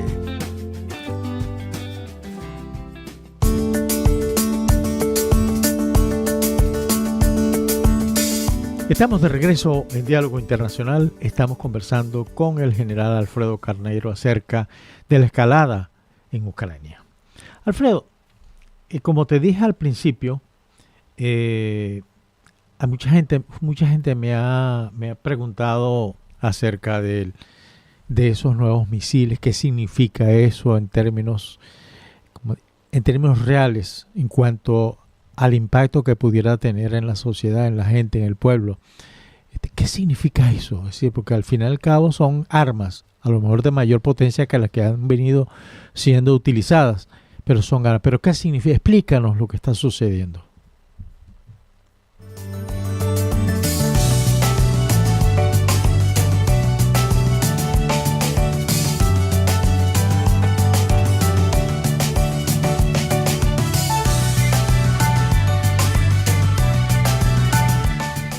Alfredo, ¿estás en cámara? Ahora sí. Ahora okay. Sí. Les comentaba que, o te comenté que al principio que mucha gente me ha preguntado, me ha llamado y preguntado qué significa al final la incorporación de nuevo armamento norteamericano, chino, iraní en esa guerra. ¿Qué significa en términos prácticos? ¿Qué son esas armas? ¿Cómo destruyen? ¿Cuánto destruyen? La diferencia es el alcance. Ese tipo de cosas técnicas que yo particularmente te digo no tengo ni la menor idea. Para mí armas son armas y de destrucción masiva. Claro. Estas no son armas de destrucción masiva. Estas son armas de artillería de campo de batalla. A pesar incluso del alcance que puede tener el sistema ATACMS, como le dicen algunos, ATACMS, que es de 300 kilómetros. A mí me preocupa más, por ejemplo, la demostración que hizo en estos días Rusia con un misil con capacidades intercontinentales, que lo hicieron para probar, que lo lanzaron desde el Caspio, lo lanzaron hasta Dnipro, una ciudad que está básicamente en el centro de Ucrania, 1000 kilómetros de alcance ese aparato, porque esta es una demostración. Esta es una demostración que le dice a Occidente, a la OTAN en particular, tengo esta capacidad y ustedes no tienen cómo intervenirla, porque ellos arguyen que este misil, por ser hipersónico, no puede ser interceptado por los sistemas de defensa que actualmente están en Ucrania, cosa que aparentemente es cierta. Y esa demostración y esa aseveración que hacen los rusos prepara el escalón para la próxima escalada que se supone que va a haber. En el caso de la provisión de los misiles ingleses y franceses, el Scalp para los franceses y el Storm Shadow para los ingleses, este es un misil crucero con alcance también de 300 kilómetros. Fíjate que no se ha logrado sacarle a Alemania el permiso para que se incorporen los Taurus, que son unos misiles, digamos, bastante parecidos o un poco mejores que los dos que acabo de mencionar en este momento, pero sigue siendo un arma o armas que en este momento, por las limitaciones que se le da a Ucrania, de que no pueda atacar territorio ruso, no van a tener ningún efecto significativo en la situación operacional. No van a haber cambios importantes en este sentido. Digamos que lo más sensible de esto es poder ser preciso, que es lo que buscan estas armas guiadas. Ellos tienen 3 sistemas de guía que los hacen ser muy exactos, pero son armas que van orientadas por su carga convencional, van orientadas exclusivamente a destruir, pues, no sé, áreas de estacionamiento, depósitos de municiones, quizás alguna fábrica. En el caso de Rusia los está usando para desmantelar la red eléctrica de Ucrania. Arguyen ellos que como respuesta al permiso de los Estados Unidos para usarlo en territorio ruso, resulta que están autorizados exclusivamente en la penetración de Kursk, en ningún otro lado. No pueden disparar hacia Moscú, no pueden disparar hacia otras ciudades, solamente en la penetración en Kursk, porque esa es otra cosa. Ucrania, y deben ser buenos estos soldados ucranianos, es un país que está luchando con una mano atada a la espalda y un pie atado a una estaca. Esa es la manera como está luchando, porque esas son las limitaciones que le ha puesto la OTAN, porque para la OTAN esta guerra es simplemente una guerra de desgaste contra Rusia. Que en el camino se acabe Ucrania, eso no es problema de ellos. El problema de ellos es tratar de dañar lo más posible la economía y la capacidad de producción de Rusia, y por supuesto la posibilidad de Rusia de poder intervenir en otros países de Europa, empezando por los países bálticos, que ha sido siempre la joya y el elemento de conflicto principal del imperio ruso, porque siempre han querido tenerlos y normalmente de cuando en cuando se les va de sus manos. Así que estas unidades no van a tener, estas armas no van a tener mayor importancia en cambiar la situación bélica actualmente, que sigue siendo de estancamiento y de guerra de desgaste.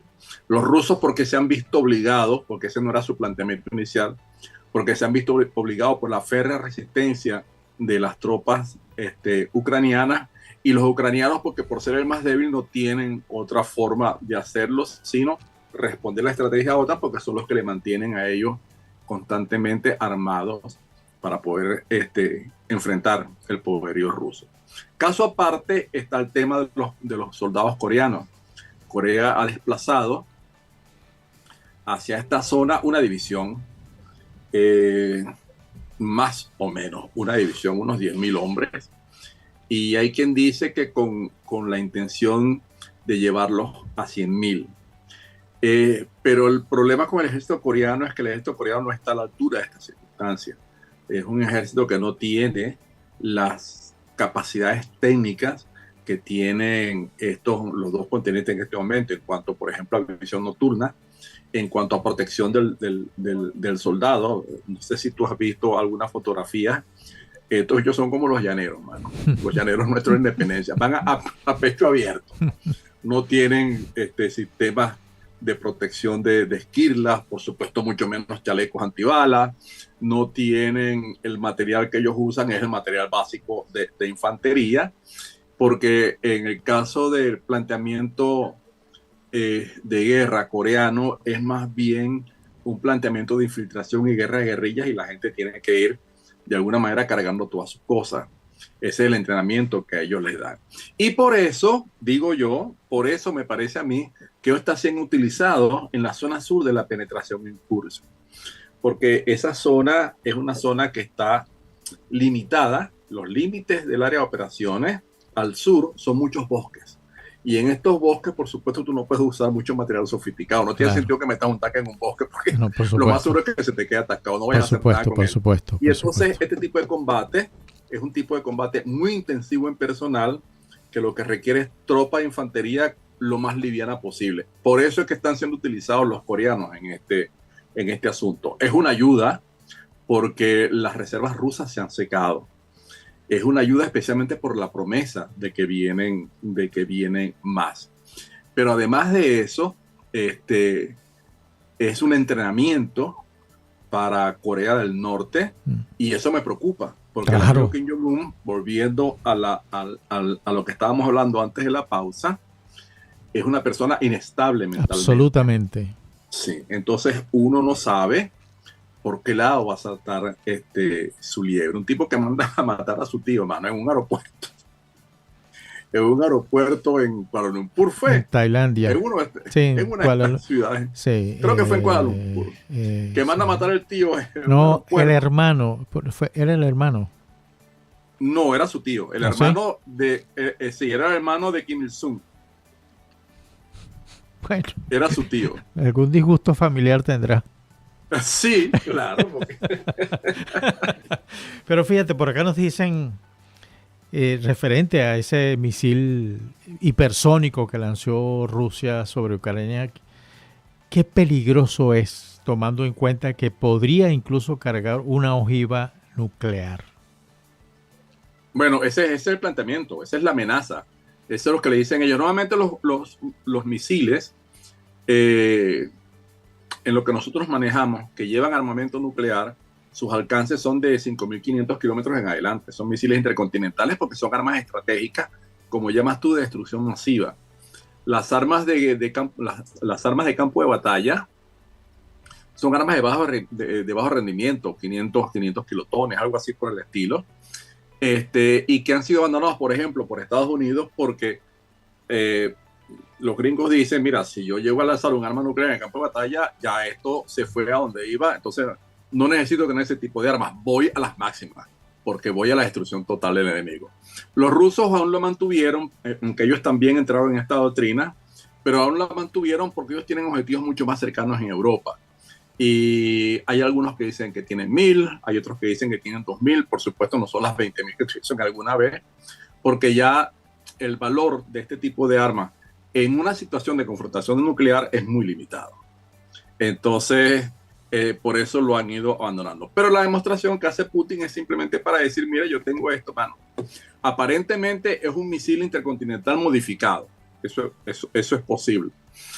Este asunto del hipersónico hay que trabajarlo muy bien, porque la gente, claro, tú dices hipersónico y dices que, o como dijo alguien por allí, más que hipersónico, alguien que no conoce el castellano, porque más que hipersónico, pues, como una redundancia.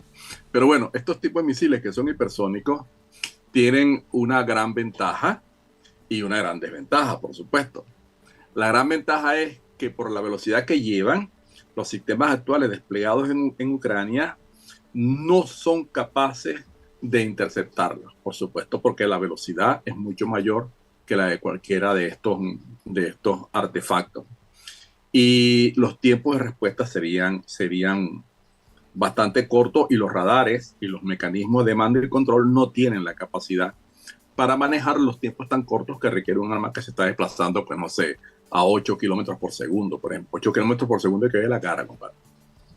Entonces, esa es su gran ventaja. La gran desventaja es que hay problemas de precisión, y son problemas de precisión importantes, porque estas son armas que fueron concebidas más bien para un amplio espacio destruido, no para localizar un búnker y enterrarse contra el búnker. Para eso no dan, para eso no van a dar. Fíjate que el caso de este misil que lanzaron ellos desde cerca de Bakú, creo que fue, que lanzaron ahora a poco, la carga eran 227 kilogramos de explosivos. 227 kilogramos de explosivos, digamos que es una carga importante, produce una importante destrucción dependiendo de dónde vaya a caer. En este caso, no tenía explosivos específicamente, sino gran cantidad de clústeres de artefactos sólidos, más bien para destruir por la vía de la energía cinética. Eso eran los 200 y tantos kilos que tenía. De hecho, no hubo explosión. Entonces habrá que ver dónde se incrustaron esta metralla que llevaba este misil. La otra gran desventaja que tiene es que cualquier maniobra tiene que ser muy bien calculada porque es sumamente amplia. Los misiles hipersónicos mejor manejados son los que llaman de órbita fraccionaria, que son los que van a una órbita baja, y desde esa órbita baja pueden ir contra cualquier objetivo que caiga debajo de esa órbita. Tienen mayores capacidades de maniobra. Pero, por ejemplo, uno lanzado desde avión, que también los tiene los rusos, no tiene esta facilidad, porque sus propios tiempos que tienen que manejar para desplazarse hasta el blanco tampoco les da para que ellos tengan mucho efecto en su maniobra. Y cualquier maniobra, si tú vas a 8 kilómetros por segundo, cualquier medio de desviación que tú quieras hacer de tu trayectoria para corregirla, tiene que tener una distancia importante de tu objetivo para poder ganar o por lo menos poder mantener la precisión. Así que mientras estén equipados con ojivas convencionales, esto tampoco va a representar una ventaja importante en esta atrofia. Que de los principales misiles, por ejemplo el Taurus alemán, que acá ratico lo están pidiendo los ucranianos, este es un arma subsónica. Creo que su velocidad de operación son cercanos a los 900 kilómetros por hora. Y qué bárbaro. Sí, bueno, no es gran cosa, puede ser interceptado. Y la diferencia de ellos es el sistema de guía, la precisión, que es altísima, y en segundo lugar, que es un arma de 2 etapas, porque es un arma que está hecha para penetrar búnker y cosas de estas donde la gente de alguna manera se esconde para poder mantener la seguridad del comando y control de sus operaciones. Está hecho para eso, y los alemanes no quieren soltarlo por ninguna razón de este mundo. Los otros son de cargas explosivas simples. Claro. Entonces, que es tan sofisticado, tiene efectos solo por el uso al que se le puede dar. Pero como él va a ras del terreno, no hay forma ni manera de ubicarlo y destruirlo. Por eso es que los ucranianos piden a gritos que les den el sistema Taurus, y el amigo Scholz se niega, y ahora menos, ahora que va a salir el gobierno, menos todavía. Por acá te preguntan también lo siguiente. ¿Qué tan seguros son los búnkers que ponen a disposición los gobiernos en caso de un ataque nuclear? ¿Cuánto tiempo podría una persona permanecer ahí? Eso, digamos que hacer estas previsiones siempre son buenas, porque de alguna forma los sistemas de protección civil tienen que funcionar, tiene que haber una estructura para el día después. Pero después de un ataque nuclear, mira, no hay nada. Si lograste sobrevivir en tu refugio y no tienes allí comida, lo más seguro es que no vayas a tener agua y tampoco electricidad, a menos la que puedas generar tú con la poca gasolina que tengas y el generador que tengas. El problema que te vas a enfrentar es de otra índole. Sí. El gran problema de los ataques nucleares no es la población, la sobrevivencia de la población. El problema de los ataques nucleares es que la infraestructura completa queda destruida y la gente queda sin medios de vida. Es decir, queda sometidos a una especie de muerte lenta, donde estos esta gente imaginativa de Hollywood han inventado como cosas como Mad Max, por ejemplo. Sí.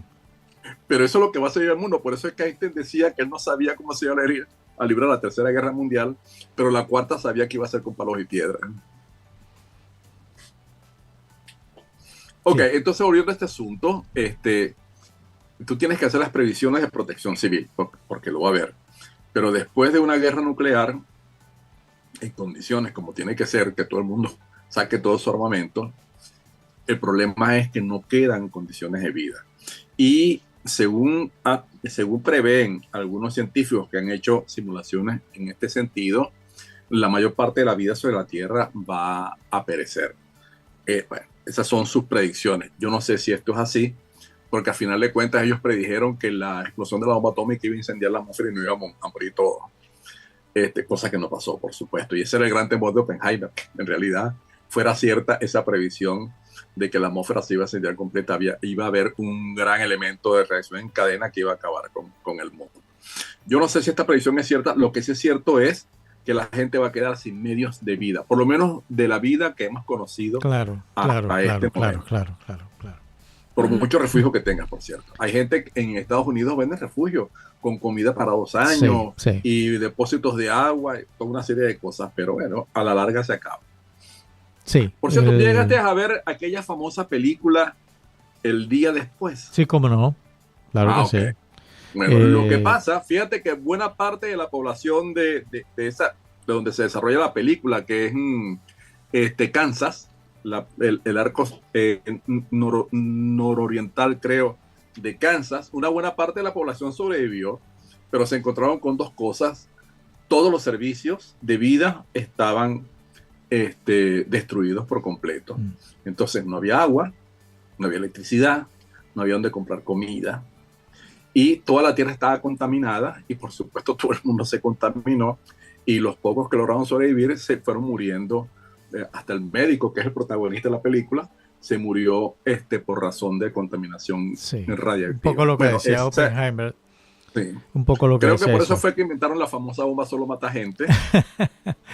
Yo sé que yo tuve el honor de conocer refugios porque es obligatorio, pues. Claro. Cuando tú alquiles un departamento, una casa en Suiza, por supuesto tiene que tener un cuartico. Claro. Tú sabes que los suizos son los que están más protegidos, ¿no? Sí. Entonces, no por los refugios, sino porque Putin tiene su plata allá. Entonces, casi todos primero, ellos tienen su plata metida allí. Sí, lo importante es que tienen las paredes tienen un grosor totalmente distinto al que tienen las paredes de construcción, en primer lugar. Sí, el revoque es diferente. El revoque es diferente y todo eso. Y adentro me pareció interesante que cada departamento, en el caso de los edificios, tiene un lugarcito pequeño en donde la familia o la persona que vive ahí pues tiene su... Afortunadamente los suizos no son de tener grandes familias, sino 1 o 2 hijos nada más, que pueden caber en ese rinconcito. Ahí mismo está una especie de anaquel, en donde tú estás obligado a poner cada mes, a renovar cada vez agua, chocolate, azúcar, harina, sal, cosas de ese tipo, para los que puede, también hay una cocinita, está muy arreglado, muy limpiecito, muy acomodito, muy suizo, pues. Claro, pero el truco de los suizos es ese. Putin y su pandilla tienen su plata allí. Y está asegurada. Trump también tiene una parte sustancial de su fortuna allí. Elon Musk tiene su fortuna allí. Claro. O sea, ellos están más seguros que nadie. El resto somos los que estamos fregados. Sí, hay una cosa interesante en ellos, ¿no? Que en algún momento en que se cuestionó, eso fue como en el año 2004, que había mucha presión para que se cambiara eso del secreto bancario, y llegó uno de ellos y dijo, bueno, vamos a transformar esto en un precepto constitucional, el secreto bancario, y para poder quitar eso tienen que negociar una nueva constitución para poder eliminar ese precepto. Mira que no sabía eso. Sí.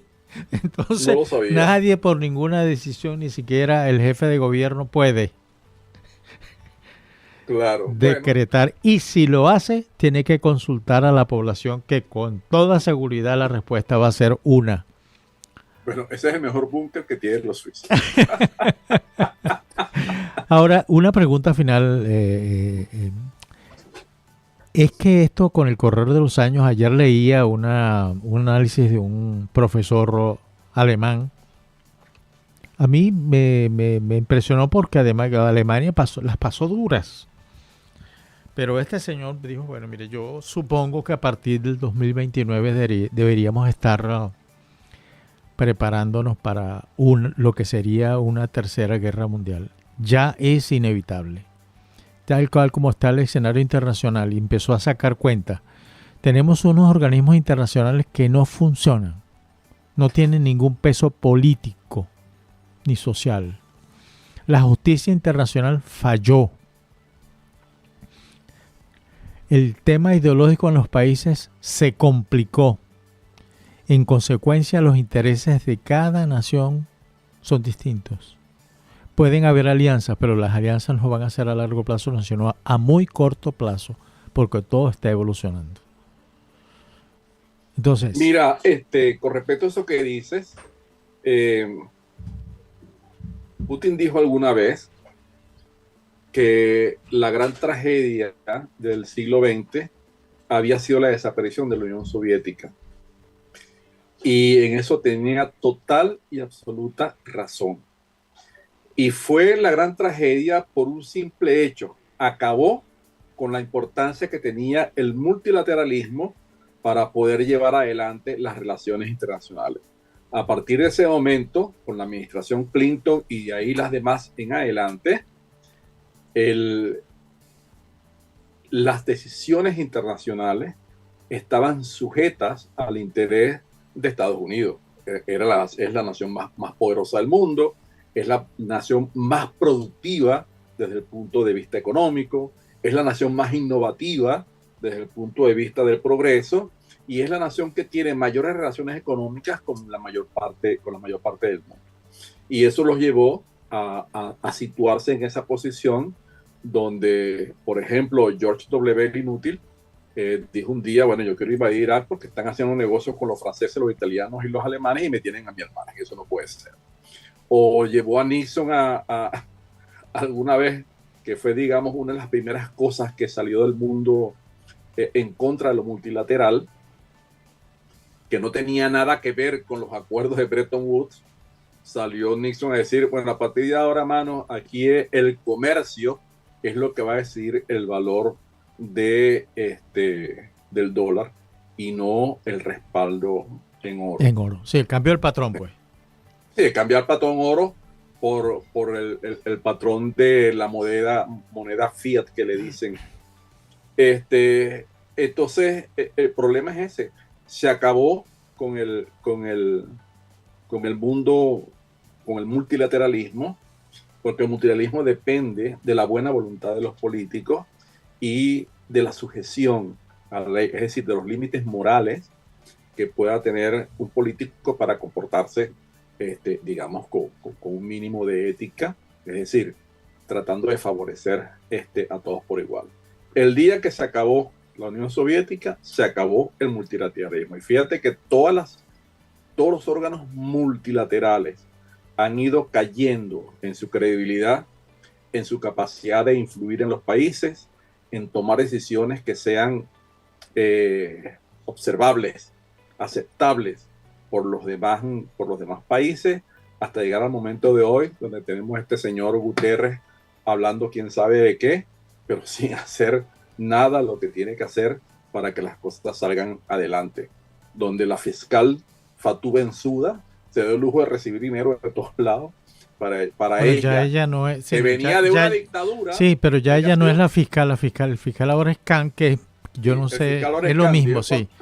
Cuando nos dimos el lujo de tener esa fiscal. Sí, que esa fue la que congeló el caso Khan Venezuela. Que está en investigación porque el hombre tiene sus devaneos. Sus mañas contra las mujeres también. Así que, bueno, yo no sé, siempre he pensado aquello de que el que esté libre de pecado que tiene la primera piedra, pero el problema está allí. Así es. No hay multilateralismo. Así es. Bueno, amigo mío, muchas gracias por estar con nosotros durante esta hora. Gracias. Fue una conversación realmente interesante. Andy, gracias a la audiencia por tener la paciencia de escucharnos hasta ahorita. Sí, fuerte abrazo y muchas gracias a todos.